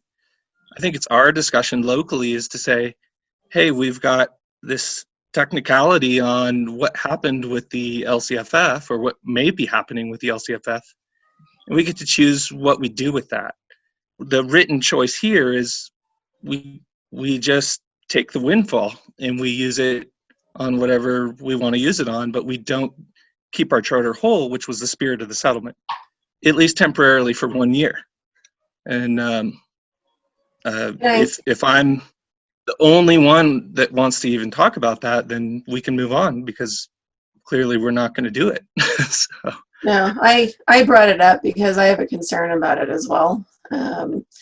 And while the math in this calculation is correct, so that's the assumption that Dr. Clark, I think, is having us review and approve, that it's the 356 times the current May revise. Perhaps we can include in our vote on these assumptions to hold that difference in lieu aside for, number one, waiting to see what happens with the state budget. As you know, Deborah pointed out, and I think, and I certainly agree, that I think that LCFF is going to be one of the ones that is reversed, that big hit, and so this may be a non-issue. But I agree with Josh's point that I don't want our approval of these assumptions to be a tacit approval of that funding automatically being reabsorbed without further discussion.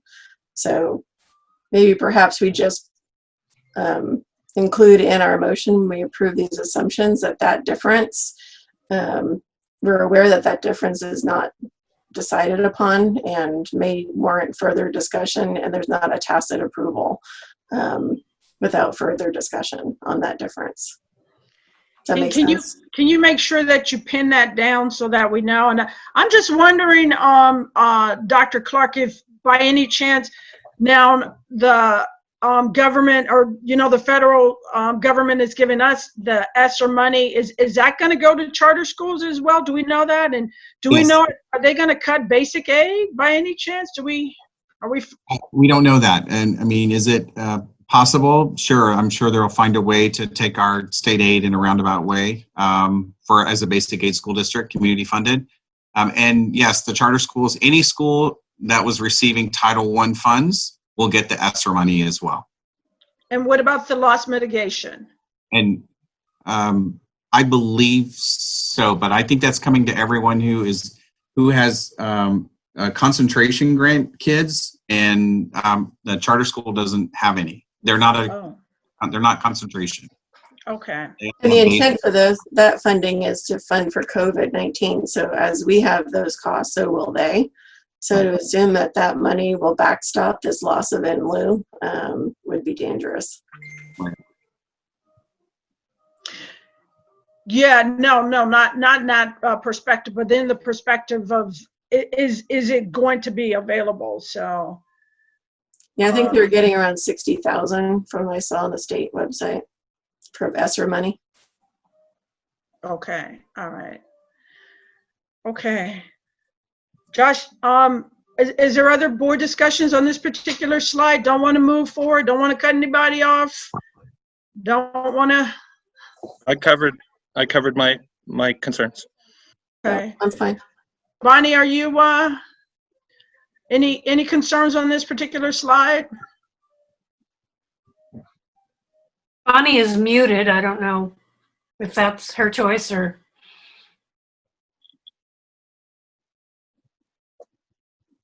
Sorry, I'm just having had some internet connectivity issues. Oh, you can see my hand. How delightful. I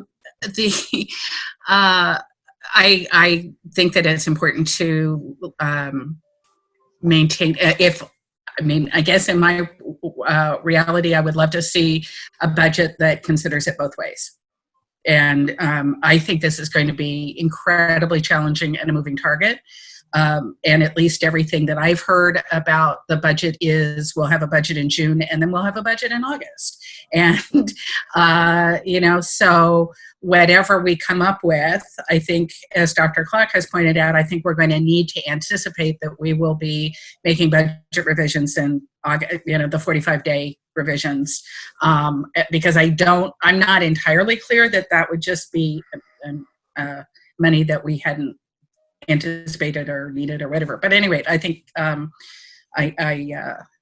think it's it will be a challenge for everybody to work through all the COVID related additional expenses. So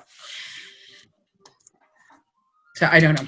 I guess again, in my world, I would love to see different ways of running it. Thank you. Can I just briefly make a final comment? I think the idea that our budget can change is well known. One of the things I hope we all kind of observed over the last few years is that where we peg it at any point in time is all people can react to, and they must react to with fiscal responsibility. So if we change it to the positive for the district and the negative for the charter now, which is how I read this, that's what both organizations will have to react to. Whereas if we keep it neutral to both organizations now and it ends up being neutral later, then nobody had to do a knee-jerk reaction and feels like trust is maintained. So I get it. It can change. And we finally did with this settlement. We heard for years we weren't going to do things, and then we didn't at the last minute. But now we have this opportunity to, in my mind, kind of undo it, and I don't really feel we should. So. Yeah, and I think that's what Caroline was alluding to, the fact that, we have that place marker so that, we can come back and have this conversation, so that it really is not like a done deal for say, Josh, because at this point of all the hard work that has been put in to kicking this can down the road and moving things forward over the last 8 months, and the very, very difficult times that I know I personally experienced with how things have happened in this district. I don't want to rehash that. I don't want to re-experience that. I don't think any of us do.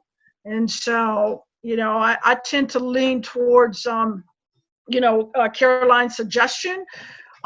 Certainly what Dr. Clark has before us, and thank you so much, Dr. Clark, because it is, all the hard work that you have put in, and not to take any of it lightly, just being on the safe side, because this is what you guys are talking about. This is what those chief business officers in the Marin County Office of Education and,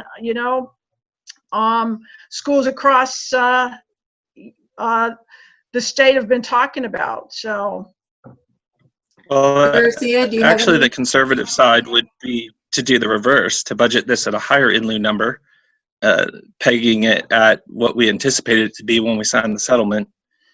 And if we ended up, doing something different, it would be a windfall for us. So I actually feel this is unsafe because it sets us up to go allocate money that we may not want to allocate. And I get we can, footnote it and kind of come back later, but we're sending a signal tonight with whatever we do. well, we are talking about, unless I got lost on the numbers, $200,000, was it? Whatever the difference is, 2.6 to 2.8. I don't know the exact 2.8 number, so roughly 200,000 or so. Very, very rough back of the envelope calculation right here. Yes, in that 200 range. Yeah. Dr. Garcia, do you have any thoughts on this?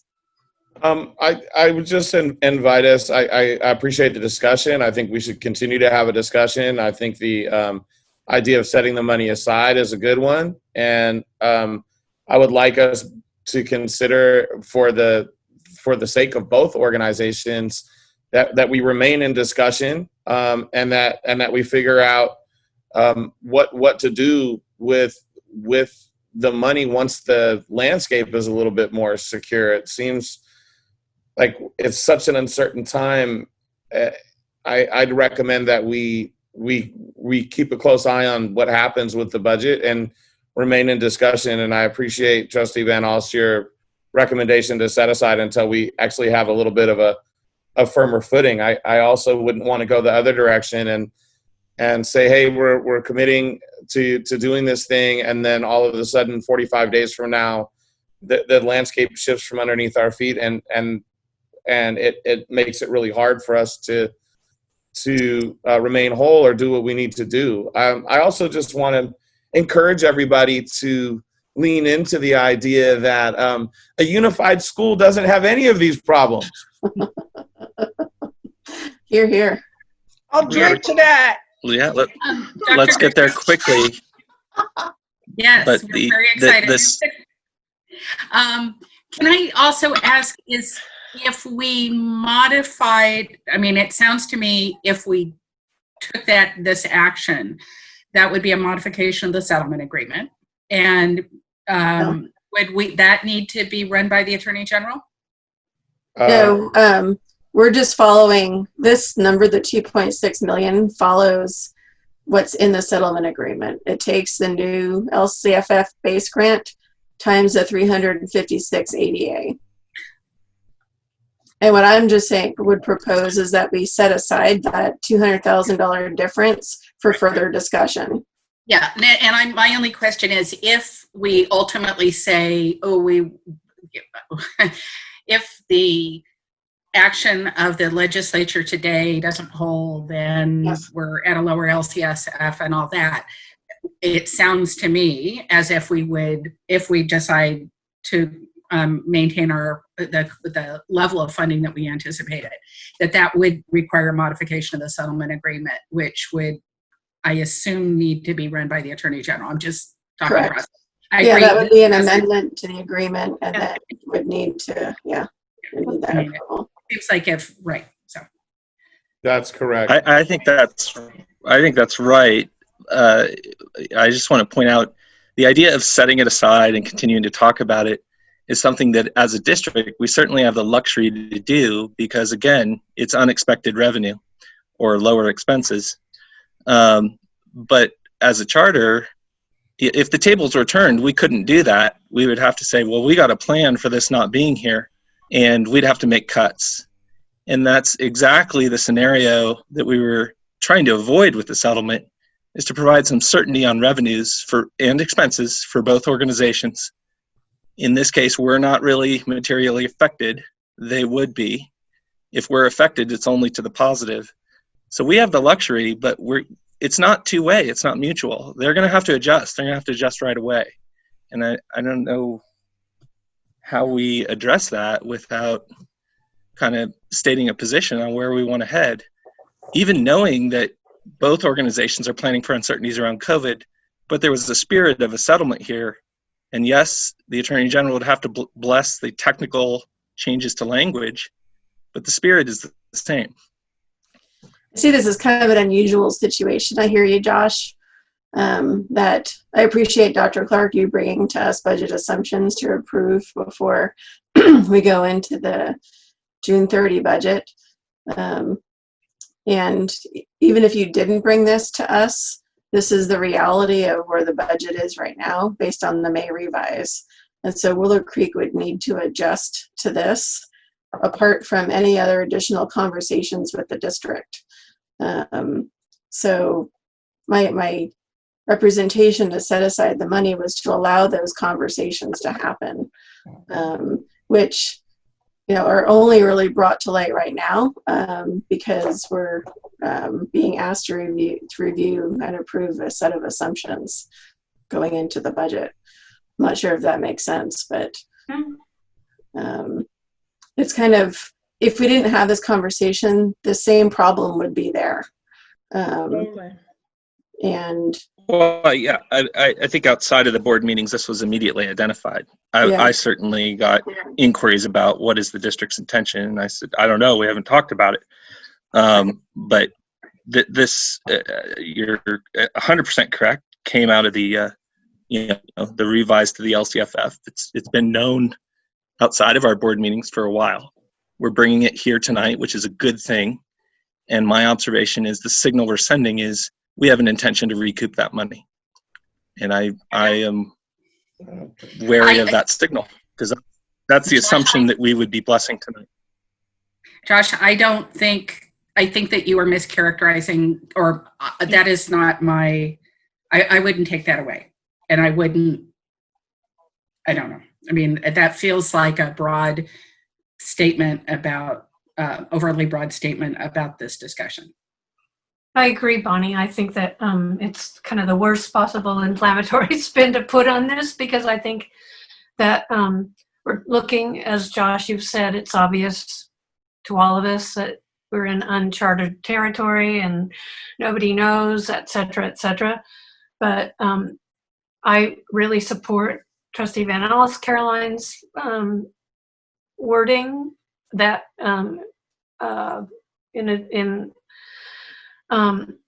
are accepting these assumptions, and that in the context of conversations that have been going on or will continue to go on, that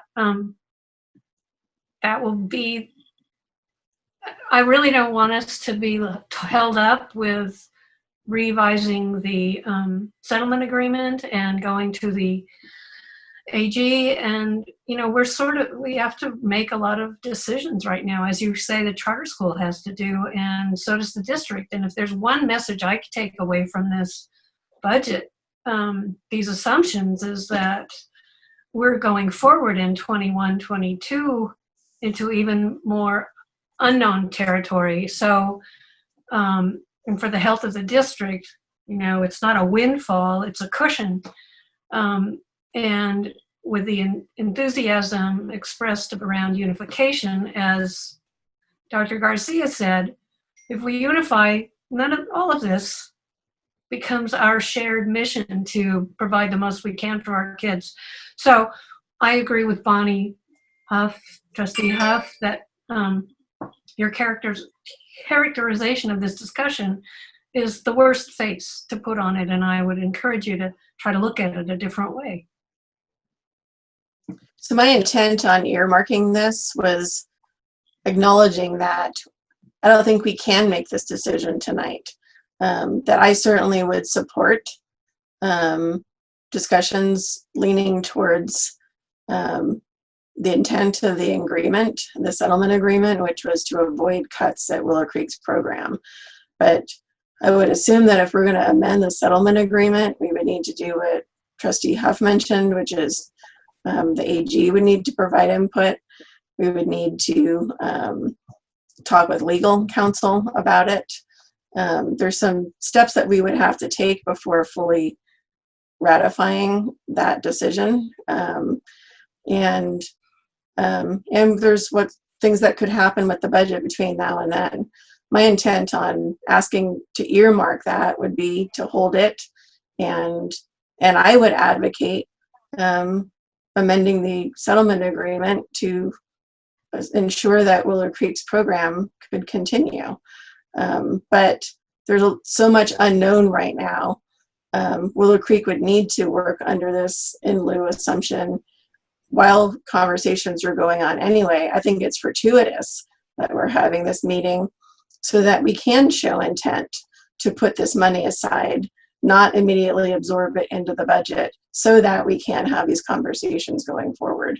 This is to garner trust, and in light of unification, and ensure that that this doesn't turn out to be an unintended negative on our collective efforts on unification.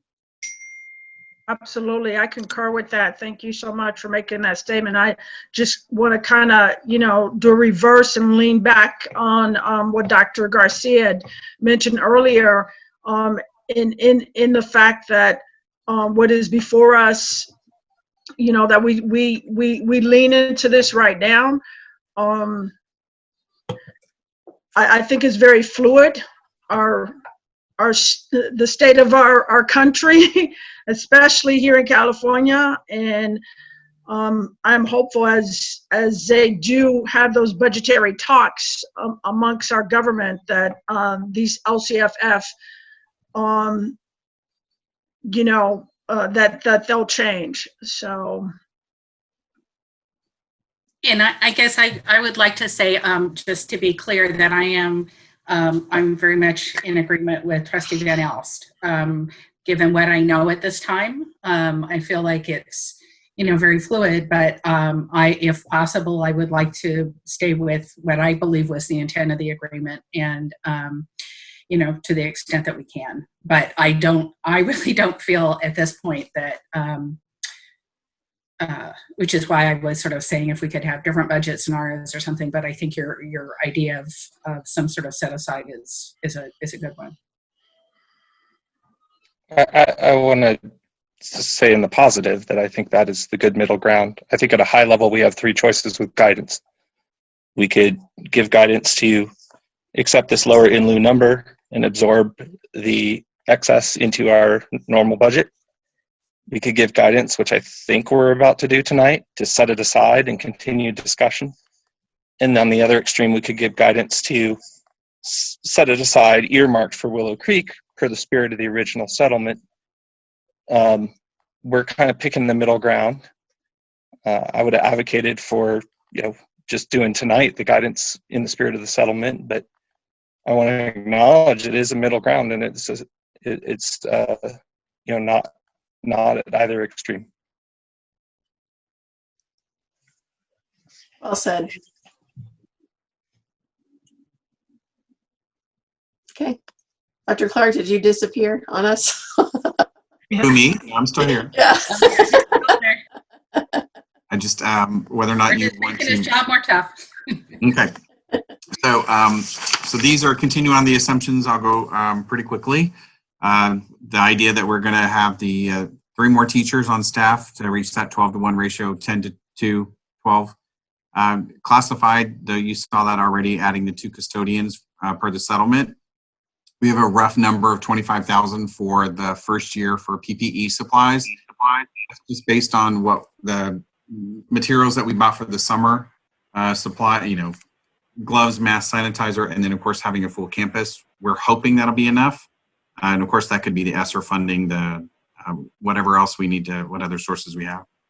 So transfers, I just listed them out. The excess cost JPA went up again from 250 to 271 for the transportation for special ed for this upcoming year. Fund 13, 14, and 15, or sorry, 13, 14, and 40. Those are the same amounts. Fund 13 may actually be a little lower. We've been able to, since COVID, and I guess, there's a silver lining in every crisis. Because we're providing meals for so many for lunches, and we're doing breakfast and lunch at the same time, we're able to file that claim. So we're actually getting more federal and state money coming into us. So as we move forward for next school year, we may have more of a carryover this year headed to next year. So it's a possibility. So I'm not getting excited right now. We're just moving forward with the same Fund 13, but there could actually be a little profit next year, which would be very nice. ACES funding, I just found out today that we were told by the state from the expanded learning to go ahead and maintain flat funding for the 2 years, and that transfer is the amount that Willow Creek gets. We as a school district, BMOK gets about $76,000. This is the ACES transfer that goes to WCA Willow Creek, but we were told today to plan for a 15% reduction.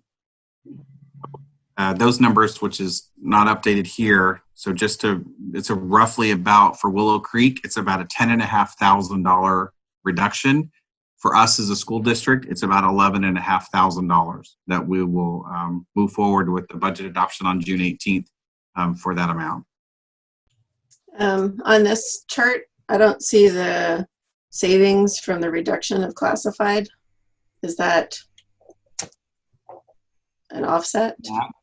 It's not, because in the position control document that I used, those positions that pending board action tonight were just not included in the document moving forward into the budget model. So, wait, does that mean you're not it's not an assumption tonight because it hasn't been approved yet? Or no, these were assumptions moving forward. It could easily be there.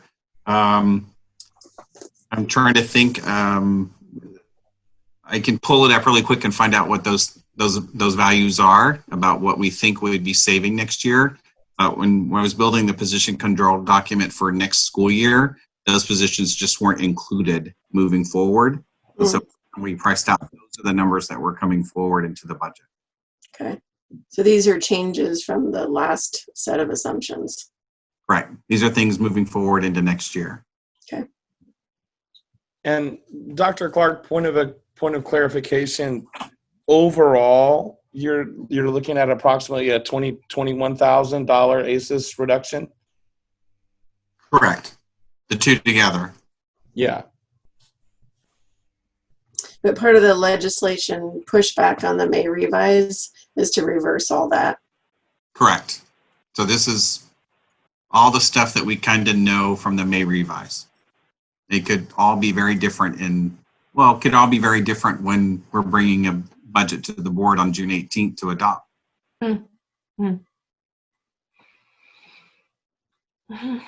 Anything else for this page?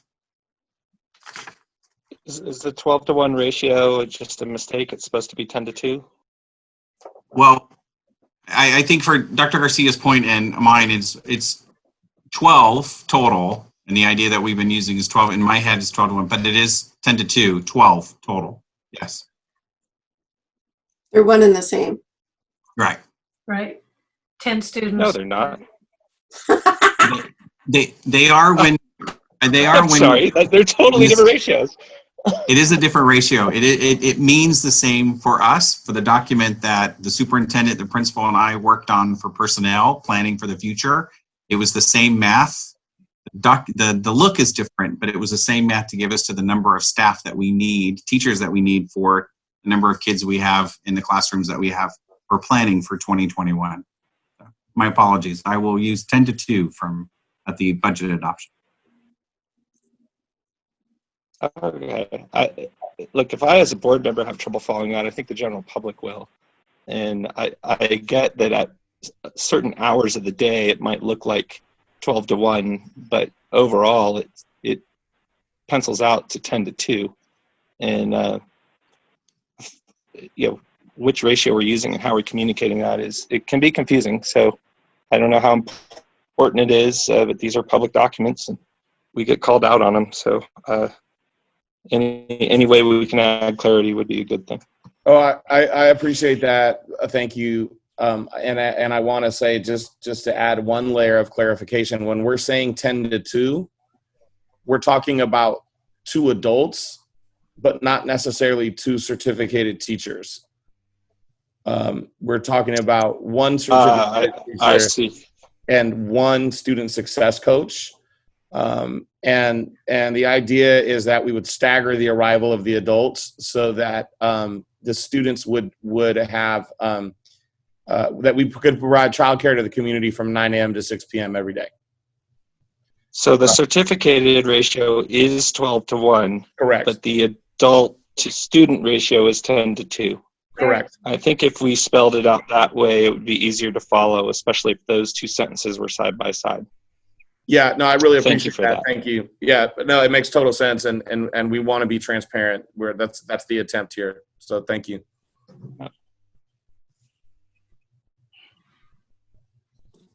And the last slide is just the Attorney General settlement. Moving forward, if you recall, we went ahead and put it into the expenditures for years 1, 2, and 3, and then of course in the the 4th year, that'll show up as the carry forward or the set aside for the 5th year of the Attorney General settlement. Pretty much the counseling, because our set aside that we had for this year was $56,000, but we're able to get that blanking Compass. Yeah, that's correct.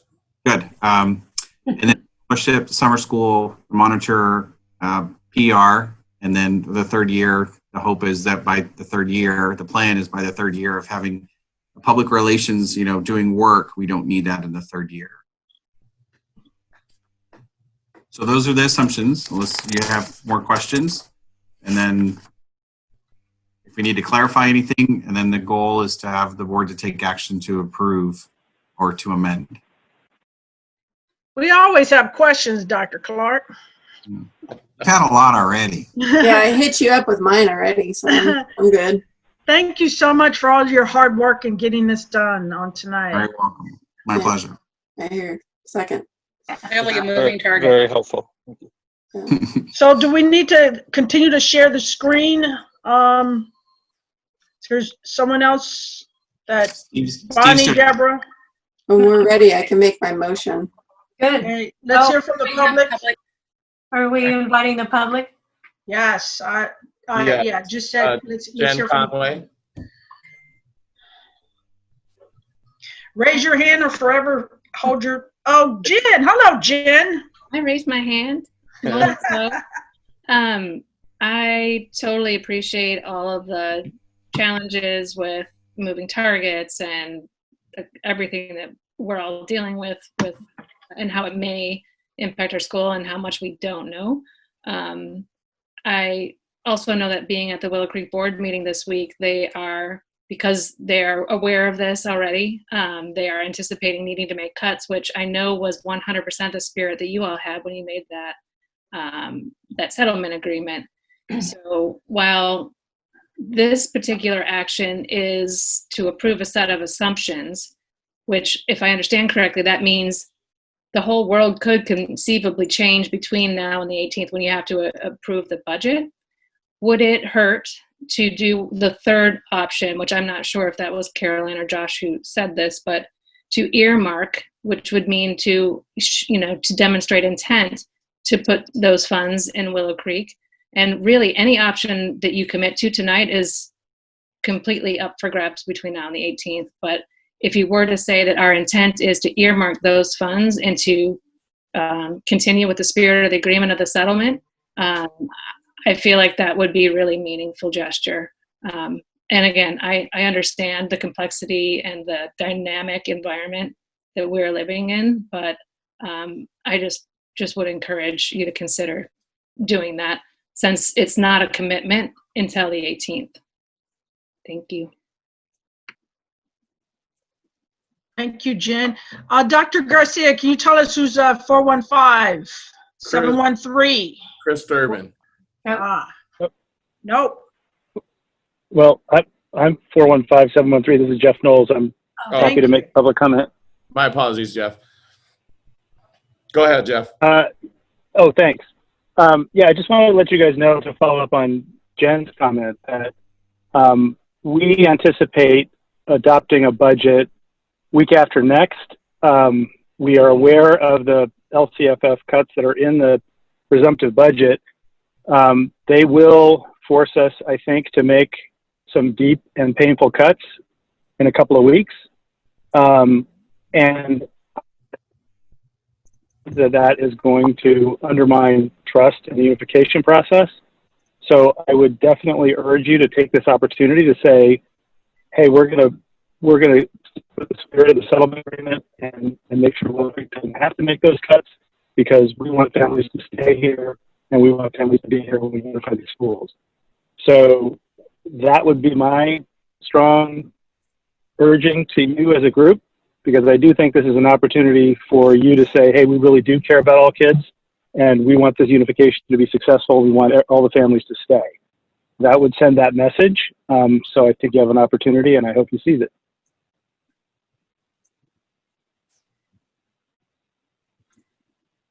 Thank you, Jeff. I'm going to recognize Chris Durbin. She has her hand raised. She's muted, right? There she goes. Hi. Yeah, so I had a question about something Dr. Clark said earlier. Dr. Clark, I think you said that there is an amount of about $100,000 that's in dispute with our legal counsel. And that just makes me wonder, how much have we paid in legal fees this current year? And I'm curious how much you anticipate we will be paying, or you're expecting we may pay in the coming year. You know what? I'll be honest, I don't know that number off the top of my head. I wouldn't even want to speculate. Legal fees, run from just general business with the district, special ed, both Willow Creek and the district itself. So our legal fees, and we do know, there's no question, our legal fees for the 1920 school year have been much higher than they have been in the past. And I sure hope that they're much higher than this year than they will be in the future, the lawsuits that the district has been a part of. But I do know that, some of the legal fees right now is about $100,000 that we're discussing and investigating. And I want to say that there's another 100,000 that we've spent this year already. And I think that number is higher, but I can't be exact. I'm sorry. Okay. So I can look it up and give it to the superintendent, and he'll have it as well. I would be very interested to know, because we're talking about 200,000 and 200,000, and it's interesting. Okay, thank you. I really appreciate it. I would really like to know how much is being paid in legal fees for the lawsuits, because as we move towards unification, that just seems a tremendous waste of money. Thanks. That's Thank you, Chris. I don't see any other effort from the public to comment. I think Marilyn Macco has a comment. Oh. She's muted. She wrote something in chat. Oh. How do I get to chat? Can you unmute her? Okay. Can you hear me? Yes. You can. Oh, I see. Chat. This conversation is frankly extremely disturbing to me, for the simple reason that the posture of litigation is the overarching spirit of the settlement. That's why there was a settlement agreement, because there's litigation, and that litigation continues. And I think you talked earlier about some concern about legal fees. I think even Willow Creek is talking about some concern about legal fees. And nobody's talking about dropping this litigation, ending it now, so that the district and Willow Creek are not spending money that you clearly don't have for litigation. And then you're going to talk about giving it's unreal. I just don't even understand this kind of communication by professionals on a board, and I think the lawyer who spoke up absolutely knows better. The bottom line is we don't have any indication about what Willow Creek has done to raise their own money outside of their foundation. What grants have they submitted? What are they doing to secure themselves except coming back with a handout? It's outrageous. That's all I have to say about it. Thank you. Dr. Garcia, are there other comments?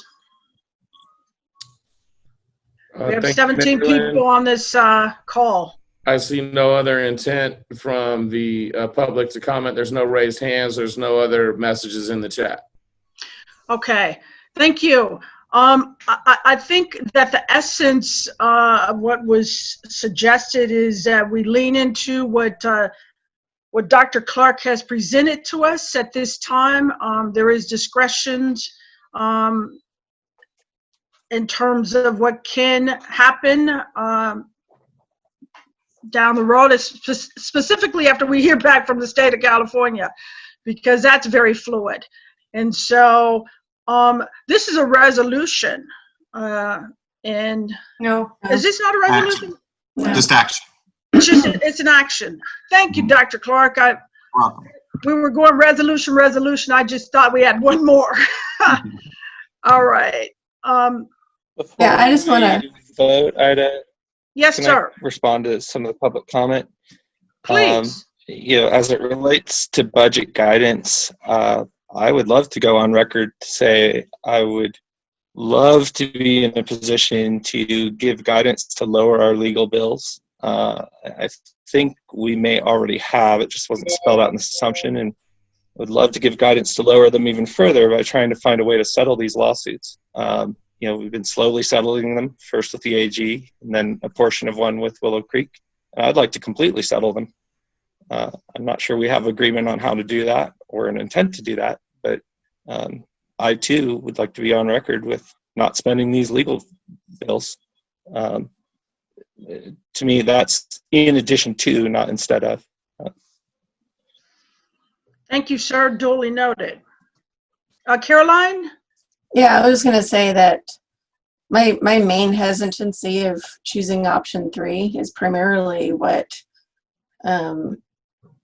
the AG's input, and not making a decision without advice from council. I wholeheartedly want to support this money going to Willow Creek, and I feel, deeply what Willow Creek will face having to absorb these $200,000 in the budget cuts.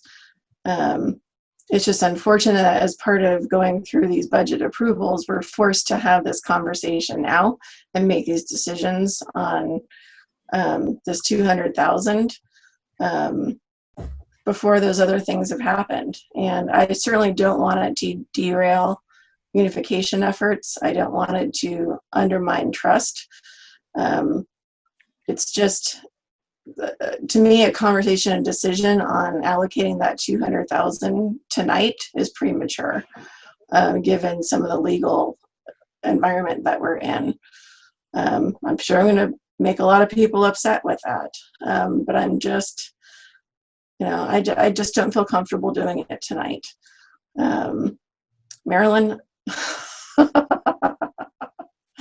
Okay. So those are my comments to follow up some of the public comment. I get, Dr. Clark, that you need direction, and if this is going to undermine what we're trying to do, I would almost prefer to put off the assumptions until we know more about the budget.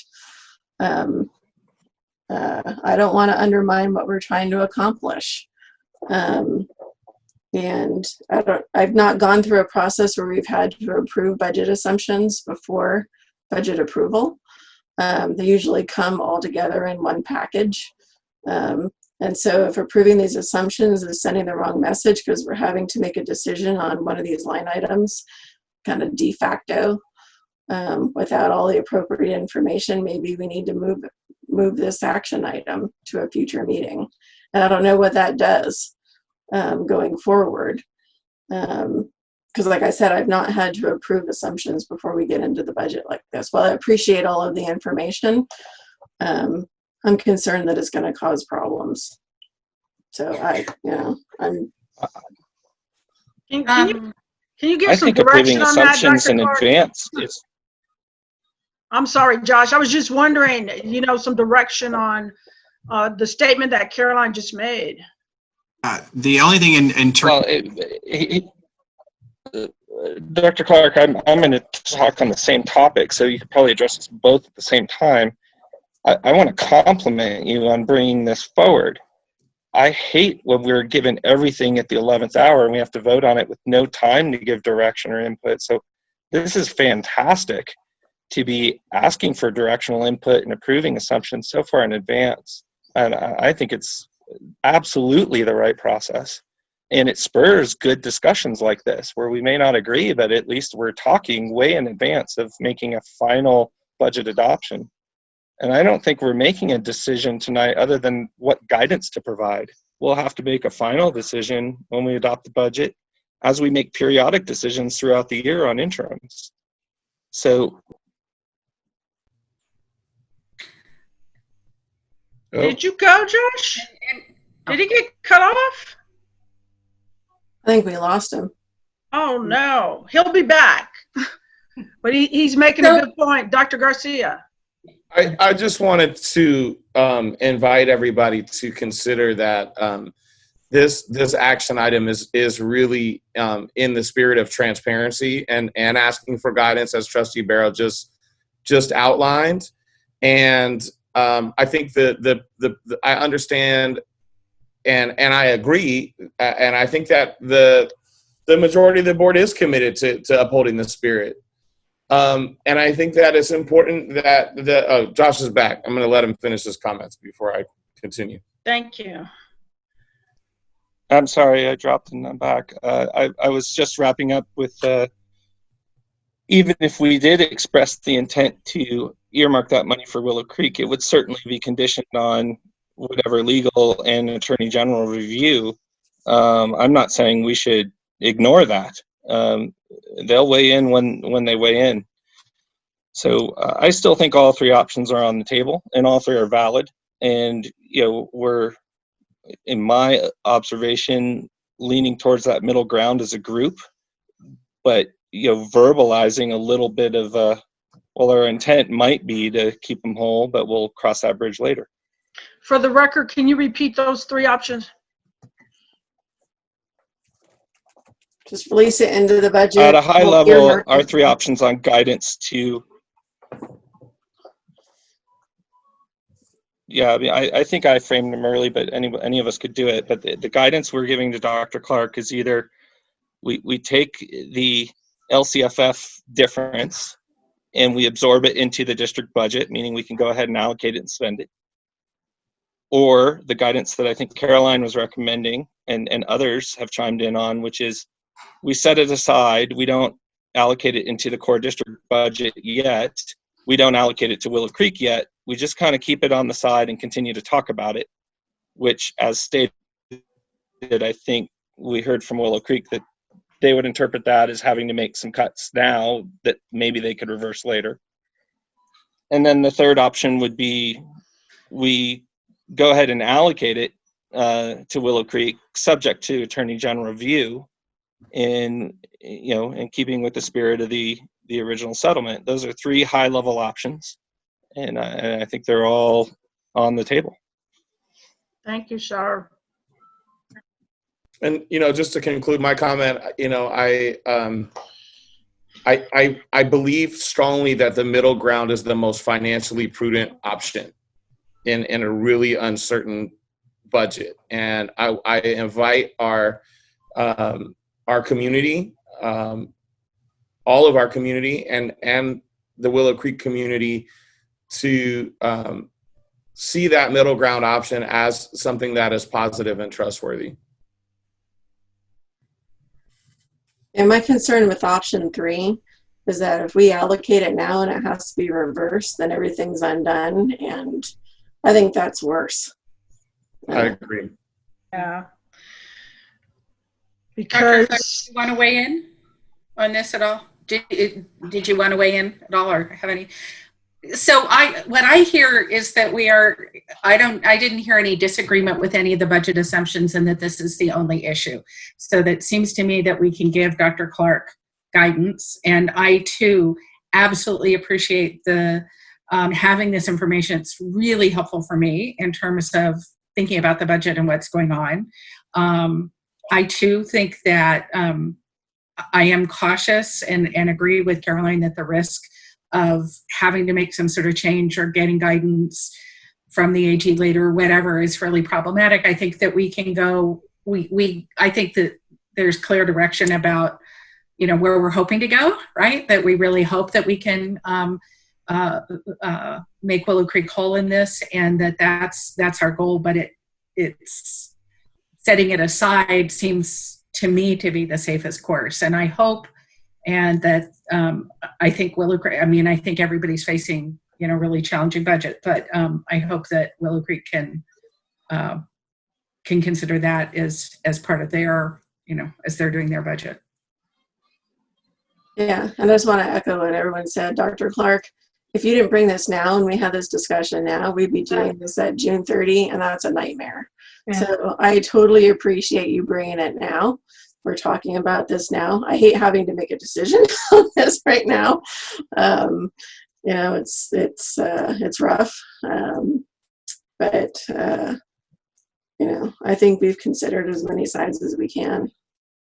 One more thing that I just would like to offer for all of the trustees is that there's an action item just coming up that is asking us to do a reduction in force in our own anticipation of needing to tighten some things and shift some things around, based on the realities of operating in school in COVID-19. Thank you for that clarity, sir. Yes, we have a task at hand before us, and I concur that this is a great conversation to have now. I also, kind of like the fact that we are on a virtual platform, because it can get real intense in person when you're having discussions like this. So I'm glad that we are having it now. And it sounds to me that, you know, there's a majority of the middle road. And so I want to invite someone to make a motion. Can I just ask, I want to go back to Caroline's question. Do you feel that you need a vote to take this course, Dr. Clark, or do you feel that you have enough guidance from us as part of this discussion? I personally, in my role, I like board to take action to approve the budget assumptions. And it's a little self-serving because it's a little protection for me in my role. So when I come back and say per board action, these were the assumptions that the board approved, and this is how the budget was built.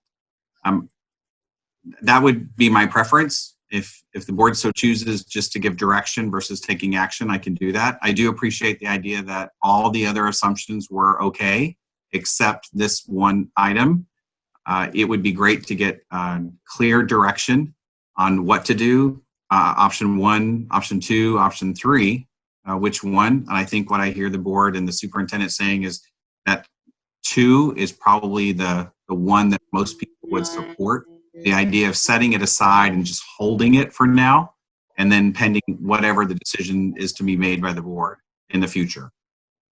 Yes, and this floated as an action item, not an informational item. So right.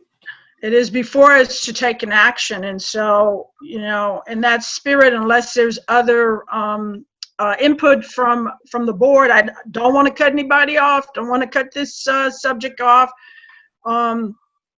Would like to hear that unless somebody's going to put a motion forth.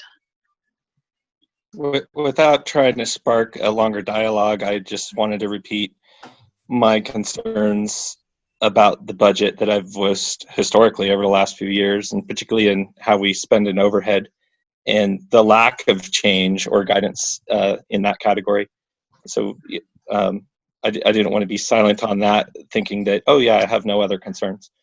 So, but I don't think that warrants more time discussing, because I think we've beat that horse many times. Yeah, and I've echoed, not the overhead part, but you know, the lack of sharing of funding, of discretionary funding in the past. And so I feel like making a motion to set this aside would be somewhat contradictory to my prior votes in that area. But I also feel like that to not make a vote to at least set that aside would not be the right direction either. And I know that a lot's going to change between now and the final budget. A lot is going to change. Though, to me, you know, while I appreciate you wanting cover, Dr. Clark, at the same time, because so much may change, I almost feel like might be, you know, an exercise for this snapshot in time, but completely different and almost, you know, meaningless on some points, like the LCFF and some of the reductions to like ACEs and so forth. Because some of those things are on the table to reverse. So, you know, not to belabor this further, but I almost feel like I'd rather vote on the items that we think are solid and are more direction for you, that are within your control, and not vote on those items that are in flux because of the way the legislature and the state are making back and forth decisions about the budget. One of those being Willow Creek's in lieu. So I'd almost rather remove those from the assumptions for approval. And I will say, can I just say, while I appreciate your desire to have a vote, I think you have clear direction from us. And that's, I think that's, I'm sorry, but I mean, I feel like trying to separate the emotion and all that is going to be really difficult. I'm sorry, it's quite loud here. No worries. I was just going to say that I think historically the district has been very generous in excess funds or discretionary funds. As of, you know, most recent years, surely that's changed a bit because of the fact, you know, of where this conversation has gone and the reason why the Attorney General got involved. But with that said, it brings us back to I'm this hearing a lot of let's what to not do. vote, and I appreciate the desire to get us on record with a vote. I have no issue with doing that tonight. Because you're going to vote no. It depends on what. I'll make a motion that I would vote yes on, and it'll just fail. But either way, like going on record is a good thing for us. And in order for somebody to figure out our direction, they got to watch an hour of video. That doesn't seem right. Yeah. I think Dr. Clark has been very involved in the discussion. I don't know. I mean, Well, it sounds like he wants some accountability in some sense in the fact that, you know, these are budget assumptions, and not having any idea. I mean, you know, what's going to be written in stone on that budget, truly, Dr. Clark, because that's what they're saying right now. Any of those line items could change. Right, and I think that's the joy of my role as the chief business officer is that even the numbers that I presented to you tonight, some of them were already inaccurate. So any budget that we adopt is a snapshot in time. It is, you do the very best with the assumptions that you have, with the information you have, to adopt that budget and know that that budget can change. And we all know that it will change. And Trustee Van Els, to your point, absolutely. The ACES funding was flat until this afternoon when I got an email, and now it's a 15% cut. And there could be some other assumption that was on the list tonight that will change the other way. There was a reduction and now it's been saved. So, and it really depends. I mean, it feels a little bit, we're going back in the old days when the state would talk about a budget into August, into September. But at some point, the district has to, we don't have the option to delay. We have to adopt a budget by June 30 and turn it into the county. So at some point, we have to do the best we can with the assumptions we have, with the most education that we can get from sources we can get, and adopt a budget. So if it so pleases the board, I can take what I heard tonight to summarize what I heard. For the most part, all the assumptions were pretty much okay. You agree with them. I do know that the in lieu amount was definitely a point of conversation. There are some other items that, for me, my role, the superintendent and I both have to sign off on that budget adoption that we feel that we can meet our liabilities in the third year. And if I know that the state is telling us to plan for a 15% cut in ACES to adopt a budget, we're going to adopt a budget with the 15% cut to ACES. That's just one example. So and we know that budget can come back and make a change. So the state takes action as the feds take action, and those changes come forward to California and the district, then we can bring back another budget with an update. And if there's a conversation with the Attorney General about some other, possible payment or, for the agreement, we can do that as well. I do say, I totally agree with the superintendent. One of the most conservatives for us to take that additional in lieu money and set it aside, not earmark it for Willow Creek, but to set it aside. And that way it gives us the flexibility to do either or. Either we roll it into the budget or it goes to Willow Creek. But if it goes to either place right now and the opposite decision is made, then that will hurt that other party. So it'll benefit the district but hurt Willow Creek. It'll benefit Willow Creek but it'll hurt the district. At least if it's sitting in the middle, then when the board and Willow Creek and leadership make a decision, then we can go that direction. If that's the direction of the board, if I summarize that well enough, I'm okay with that. So, Dr. Clark, I just want to, go back and just, give some appreciation for the work that has gone into this living document, by the way, and other efforts that have been put forth. And I think I'm hearing that as we give direction, we don't take action. And I don't think that I've experienced that before. And so, Dr. Garcia, I'm just going to lean on you to kind of get a little clarity on how that works. Well, I just, I want to support Dr. Clark's recommendation of taking an action and approving the middle ground. That is the most prudent budgetary strategy. You always have to budget with the information that you have, even if you think it's going to change for the positive or for the negative. But this is the information that we have today. And, I think that you can take an action that recommends approval with some amendments, with the set aside for the in lieu transfer, with an amended amount for the ACES grant, with an amended amount for, forgive me, I forgot the other fund that you just said changed, but I believe that would be the most prudent budgetary course of action, and that is my recommendation. And I guess I really want to say that to go through and try and identify all those things that need to change, it feels to me as if I were taking this as a vote, that then you would have to come back and say, oh, no, you gave us this direction, but now things have changed and we can't do that. And it feels to me as if we're giving pretty clear direction that we support the basic premises that Dr. Clark laid out, and that we are supporting, I think, that we seem to be supporting a middle ground of setting aside the money. So I have been involved at this board, and we have had action items before us, and we haven't taken action. That we've said, here's the discussion. And I mean, I don't know. I mean, it just, maybe I appreciate what you're saying, Bonnie, because I think there's so much uncertainty with some of the assumptions that go into these line items that we would be reversing course fairly significantly, not too long from now.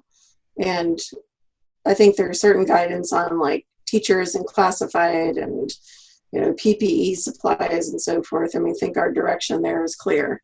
The teachers, as long as they're earmarked as temporary, until we know what's happening, and classified just because of the settlement. So I think that direction is less dependent on the scenario within the state budget. So I would hope that those are items that there's clear direction on those. I'm just uncomfortable taking action on the items that are fairly significant swings either direction, depending upon how the legislation and the governor's budget proceeds. So since it's I'm sorry, my laptop died. It froze and shut down, so I'm sitting next to Steve. If my background looks different, it was my item. I put it under action just because that's the way I've done it in the past. But action versus direction from the board, to me, in a roundabout way, are almost the same, because it is the direction of the board. The majority of the board gives direction. Essentially, it's my action to go do. So I can appreciate the nuance. So I'm okay if the board gives direction. I know this was an action item, but I'm okay if it's a direction. And the direction I'm hearing from the board is the assumptions are good. And then Willow Creek, the in lieu, if we stay in the middle, then it gives us some flexibility of going either way in the future.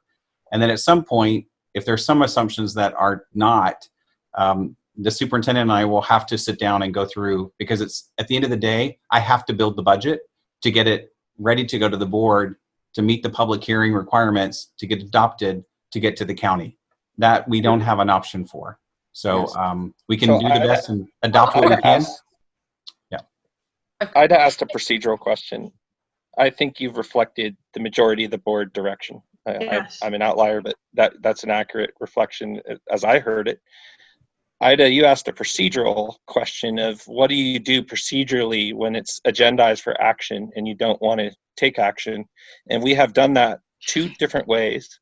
The normal way is you call for a motion, and hearing none, you move on. Mm-hmm. I remember one time where you just kind of took it off unilaterally. But normally, I think you just call for a motion, you wait a little while, and if you don't hear one, you say, seeing no motion, let's move forward. No, I think Thank you can you, also Josh. table Yeah. the item. You can also table the item for a Right. subsequent agenda. You don't have to take action or take a vote. Thank you. And I was going to say, I think Bonnie had answered that question for me too. President Green, I just want to say that I think this is a great solution. I appreciate Dr. Clark, all the work you've done and your willingness to move ahead with, you know, what has been a clear direction. I want to say that good for us, we saved some legal fees. I also want to say that legal fees have an impact on trust. And I also want to say that Alina and Lexi and Johanna, I hope that we will work together with the same amount of momentum that we have been showing, and that this discussion will be seen for what it is, which is most especially really streamlining our process towards unification and not getting stuck in having to further, you know, and pay lawyers to modify our, you know, the settlement agreement that we spent so much time on. So I just really hope that we will all sink our feet into the trust that's growing, and that this discussion was transparent, and that we won't be characterized as wanting to hold on to a windfall, which is, there aren't windfalls right now. If anybody's looking around, there's a mighty wind, and nothing is landing in our laps to make the year ahead any easier. Then it's a tremendous challenge to deliver for our kids. So let's keep our eyes on that prize. And I agree. I mean, the state threw us a curveball. We signed a settlement agreement that everyone intended would achieve a purpose. And the state threw us a curveball. COVID threw us a curveball that caused the state to give us the curveball. And we're trying our best right now to navigate that without causing harm in any way until we know for certain where that's going to land. So that's how I view this item. And so I'm going to argue against myself for a moment and say if it helps to clarify, because obviously this information is available for the public, and appropriately so.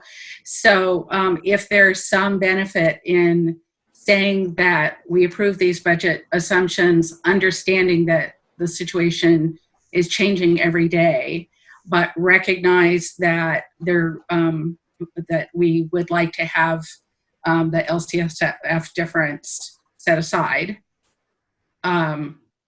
given, again, all the uncertainties.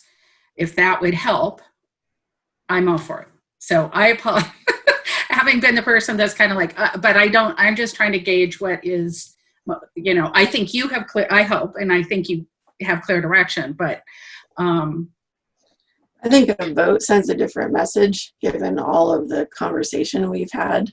And if direction is sufficient, then I'd prefer to just leave it at that. I want to just say, if Bonnie, if that came from, in part, Trustee Barrow's point that, oh, we don't want to have to listen to this hour-long thing, maybe we could ask Steve to put the, you know, the marker on this point in the discussion so people can clip this discussion and, you know, look at it on, you know, more readily.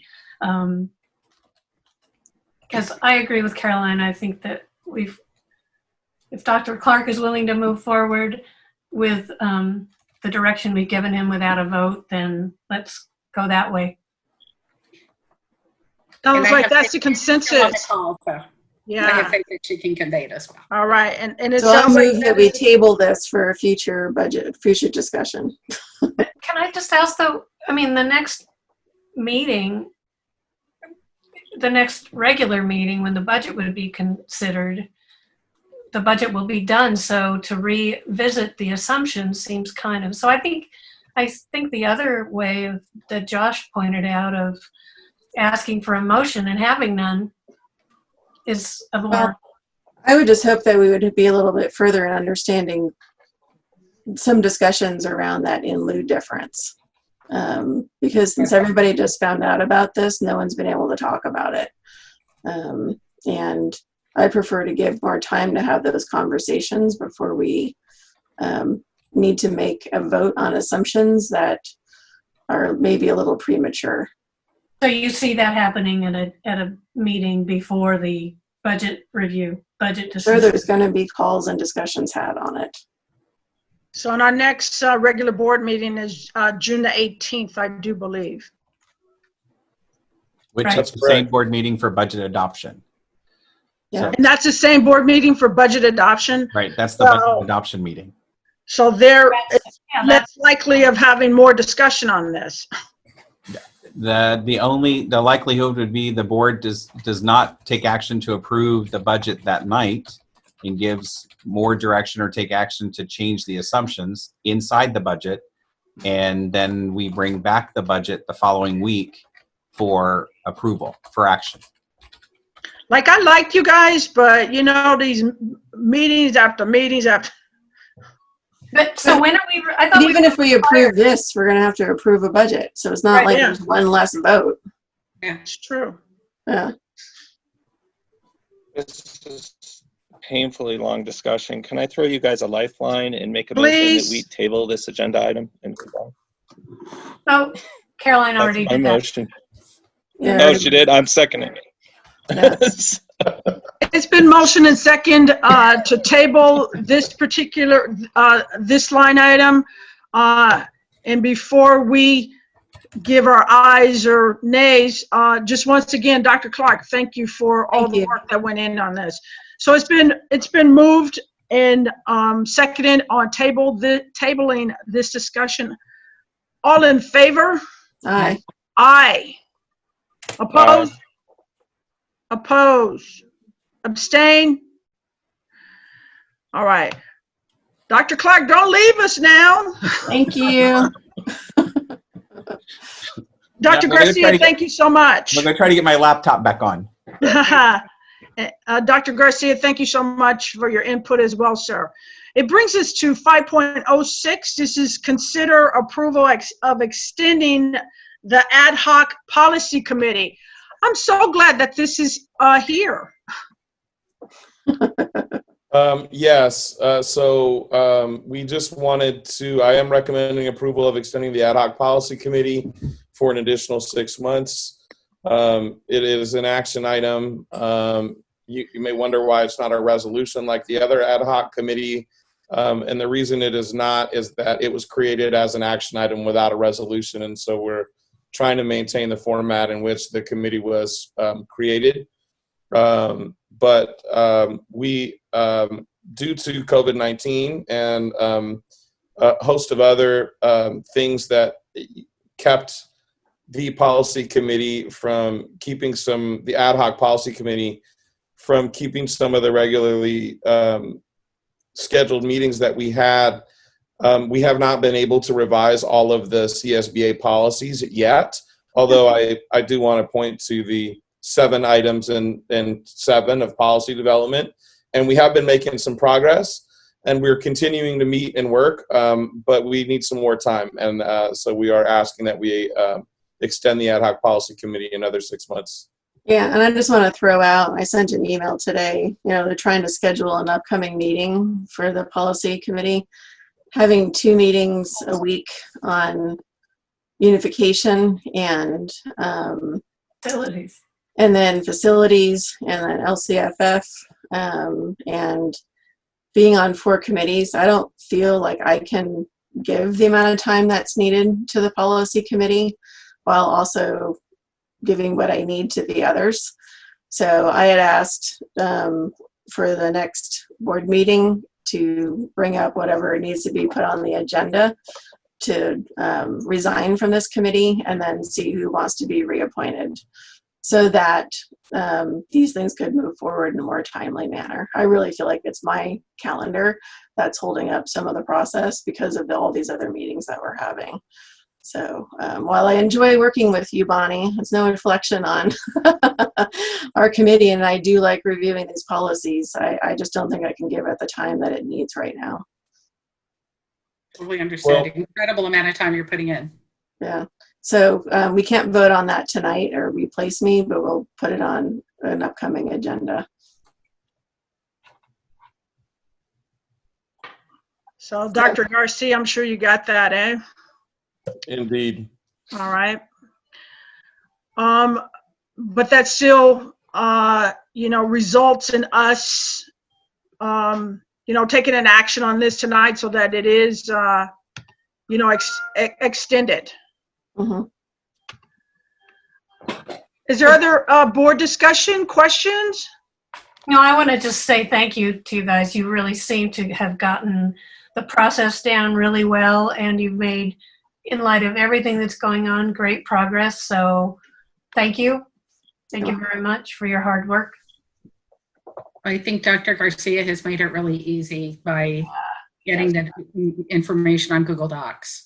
It has been enormously helpful. So thank you very much. And to be able to see the comparison and be able to go back and forth, it's been really wonderful. Yeah, whoever does join in my place, the process is streamlined over previous iterations of this process. It's a heck of a process. So while it sounds tedious, it actually, Dr. Garcia has made it very, very easy to see the old policy, the new policy, and what's changed. So things go quickly. That is awesome. And seeing that you have 7 on the agenda for, as we are coming up, really appreciate that work because, Caroline, I definitely concur. Back in the old days, we got like 20 of them and one without looking at it compare. Oh man. Yeah, it was a nightmare. Yeah. It was, So thank you for that, Dr. Garcia. Yeah, with the bond coming up, that's going to be crazy too. Wow. Yes, ma'am. This is an action item, but before we go there, is there any intent from the public?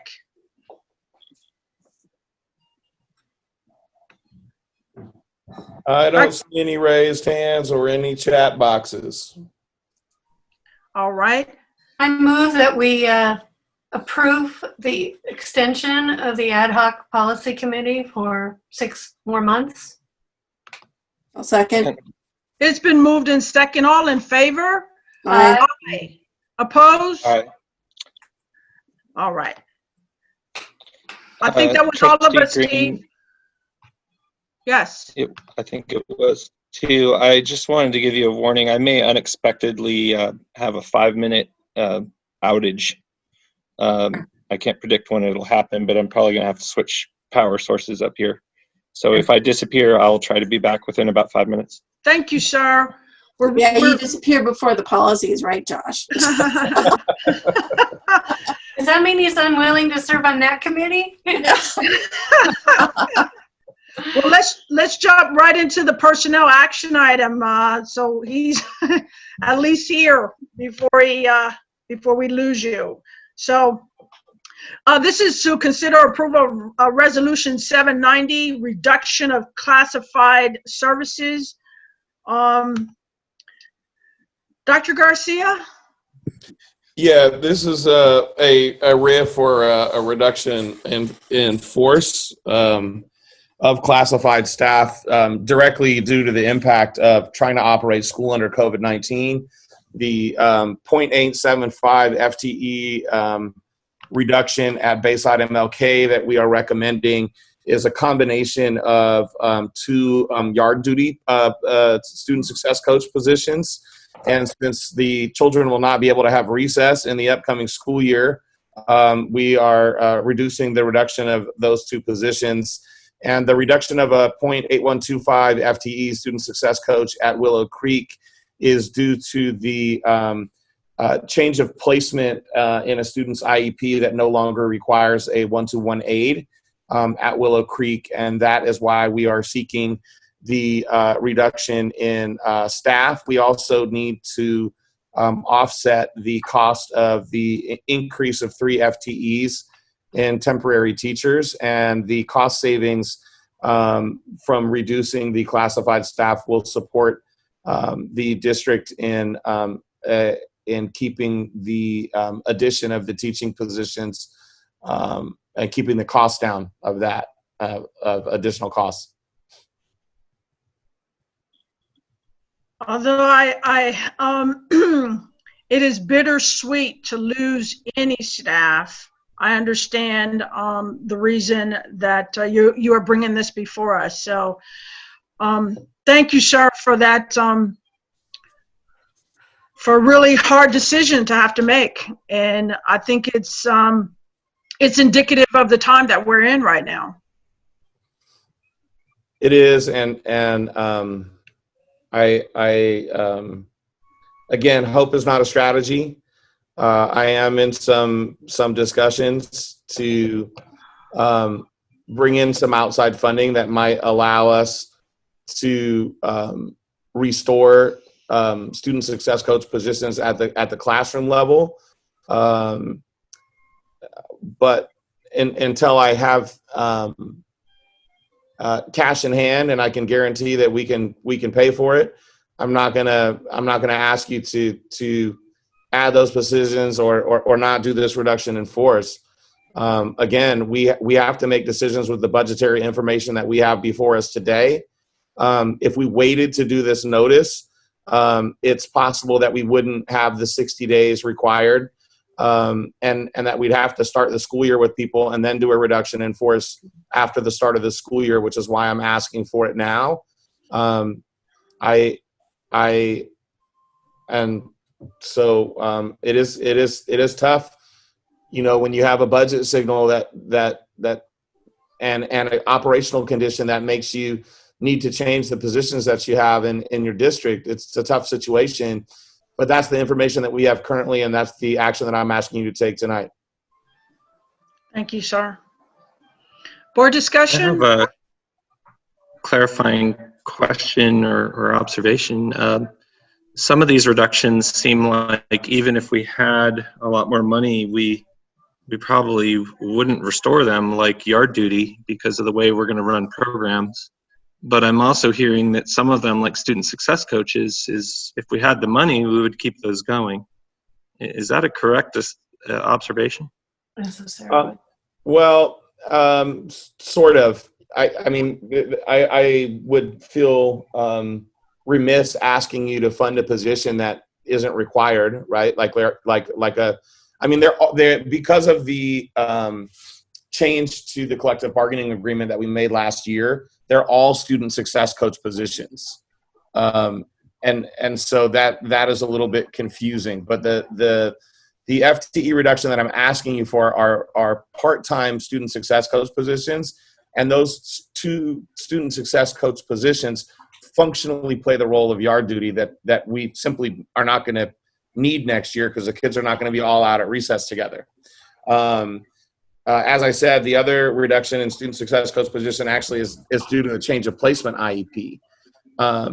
And if we were not in an uncertain budgetary situation, I might ask us to repurpose those positions to be classroom student success coaches. But due to the uncertain nature of our budget, I also, and the need to hire 3 teacher FTEs and to offset the cost of that, I'm asking for this budget reduction. And if we do get funds restored, I may come back and ask us to expand student success coach positions for classrooms. Well, my vote is very much shaped around, are these positions we don't need, or are these resources that we would utilize to deliver our core programs? I would definitely not support a reduction of things that are so close to the kids or classrooms unless we were delivering in a new model where we're increasing teachers and therefore we need a different kind of model. And it's, to me, one way or the other, as unfortunate as it would be for any individual, it could make sense to do these reductions if they weren't the first thing you'd restore with extra money. So I'm not 100% clear. Well, to try to make it a little bit clearer, I think part of the lack of clarity is that all of the classified positions are now classified as student success coaches, even if they're not used as what we would have called classroom aides or paraeducators under a previous iteration. So under the old collective bargaining agreement, we actually had positions that were yard supervision. Those were changed to be student success coaches, even if those positions functionally worked as yard duty. I'm asking for the reduction because, yes, we have a change in program and we don't need the positions to supervise the yard. And that is, I want to be very clear about that. In order to make the budget work and for us to add 3 teachers, we are going to move the student success coach positions that play the role of classroom aide around. And if I can restore money to the budget, and I want to be clear, I'm not talking about the in lieu money that we just got guidance to set aside. I'm working on a contract with Community Action Marin, who's no longer going to run their school age program, for them to contract with us to run our school age program. And I believe once I have that revenue in hand, then I can add some student success coach positions to classrooms which wouldn't currently have them under our current model. So it'd be different people. I would just advise us to lean into a discussion about positions and not people. It could very much be the same people and this is a discussion about positions and not people, because there's seniority lists and people have bumping rights. And just because we reduce a position that currently is allocated to yard duty doesn't mean the person that's in that current position necessarily will be the person that has a reduction in employment. But I want to be clear, those positions are not required under this new operational model. And the student success coach position, that's basically just to add the nuance, right? The student success coach position that I'm asking you to reduce from Willow Creek is also not a general classroom aide, but is a one-to-one aide for a single student. That single student no longer needs a one-to-one aide because they've had a change of placement in their IEP, and they're going into a different classroom setting where they now no longer require this one-to-one aide position.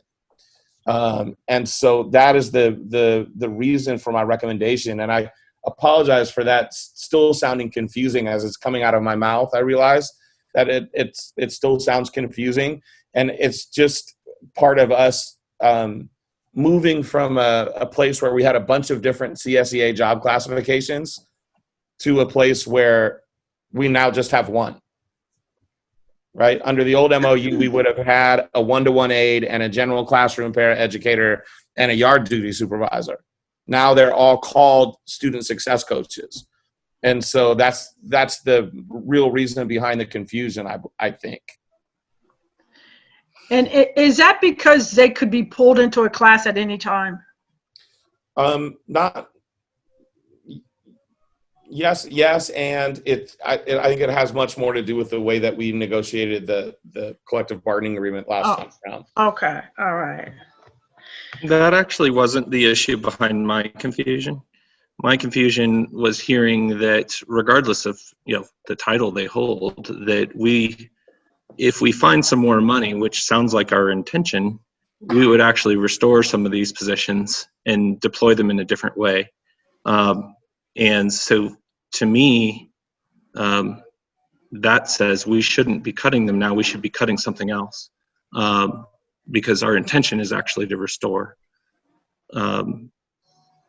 But I know we have disagreements on what else could we cut. And, everybody's heard my opinion on that. But I feel like this is cutting things close to kids, and therefore we shouldn't do it. And you're planning to not do it if you find more money. Well, I don't think that's quite an accurate characterization. Just because these positions, in the way that they have been close to kids, are no longer going to be required for our program next year. Yeah, but you'll restore them if you find money and deploy them in a different way, which sounds like the right thing to do. That is certainly my hope. Because the idea is to have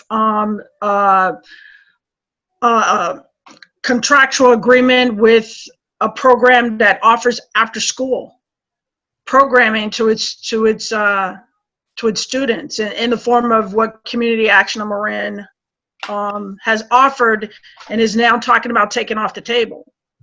Correct. I just haven't been able to, push that conversation far enough down the road. And if there was no plan to restore the staff, I would vote yes. Since there is a plan to restore the staff, I don't like it. I'll be voting no. Okay.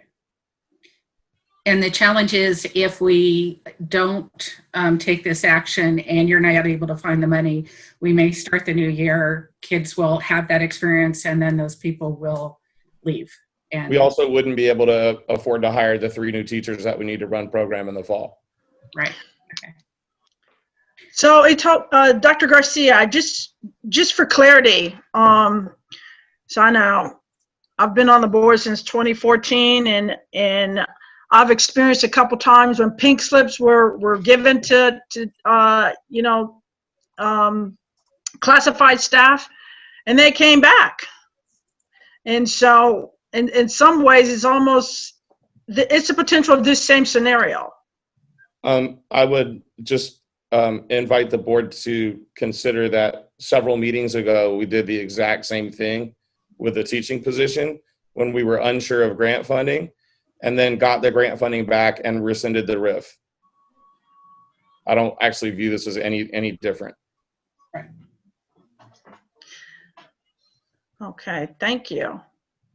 Is there other board discussion? Is there any intent from the community?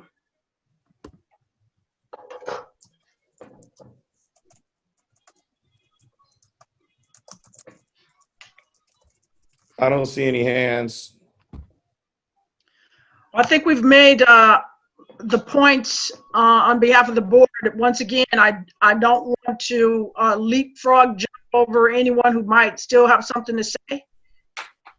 But if there isn't, if someone can make a motion on resolution 790.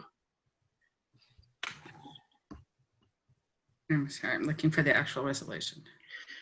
It's to reduce the classified services. I know. I'm just. I will move to reduce the classified to approve resolution 790 for reduction of classified services. Second. Been moved in second. This is a roll call. Steve? Mr. Barrow? No. Ms. Turner? Yes. Ms. Green? Yes. Ms. Van Alst? Yes. Ms. Hoff? Yes. Thank you, Dr. Garcia, for sharing that with us, making it clear, and just hopeful as we move along. Specifically hopeful for future negotiations with community partners. That brings us to the policy development. We're at 7.01. This is the superintendent's responsibilities and duties. I have a suggestion, unless people have things they want to talk about in any one of these, maybe we just group them together. Yeah, for board comment, public comment, and then approval or vote. Thank you, Caroline. Thank you, Caroline. You're welcome. That's my last job as a policy committee. I was just going to remind everybody that these are simply here for a first read, and that we'll be bringing them back actually for a vote. I'm not asking you to take an action tonight. They're simply here for a first read, and I'll bring them back at the June 18th board meeting. As Trustee Huff and Trustee Van Alst have laid out, the The documents are available to you with the former board policy on one link, the new board policy right next to it, and either redlined, strike through redlined changes in language, or red text that is an addition to the policy language. I just want to say on one of the policies where it talked about superintendent and / principal, there were strikeouts on multiple lines. There was a couple lines that got missed, and I wasn't sure if that was just an error or if that should stay in there. But I do agree since it is a first read, just unless there's some specific conversations grouping it all at one time. And yeah, I think that's probably an error. So if you mark where you saw that, maybe okay, let Dr. Garcia know offline. Yeah, I can let you know. I read them. I would just like to say. Sorry. I would just like to say that because this was a special meeting, they came out with shorter notice than a regular meeting. So I have not had the opportunity to really read them. So for that reason, I don't have a lot of questions tonight. Thank you. I think you'll find that the changes are actually quite minimal. They're a quick read. They're short. They are. This is a short section. Yeah. We did it in an hour in our budget. Wow. Without access to them before the meeting. So we read and reviewed them in the same hour. Awesome. I should be able to get them done. Yeah. Josh, you sound like you're on the end of disconnecting on us. Oh, it's Dr. Garcia.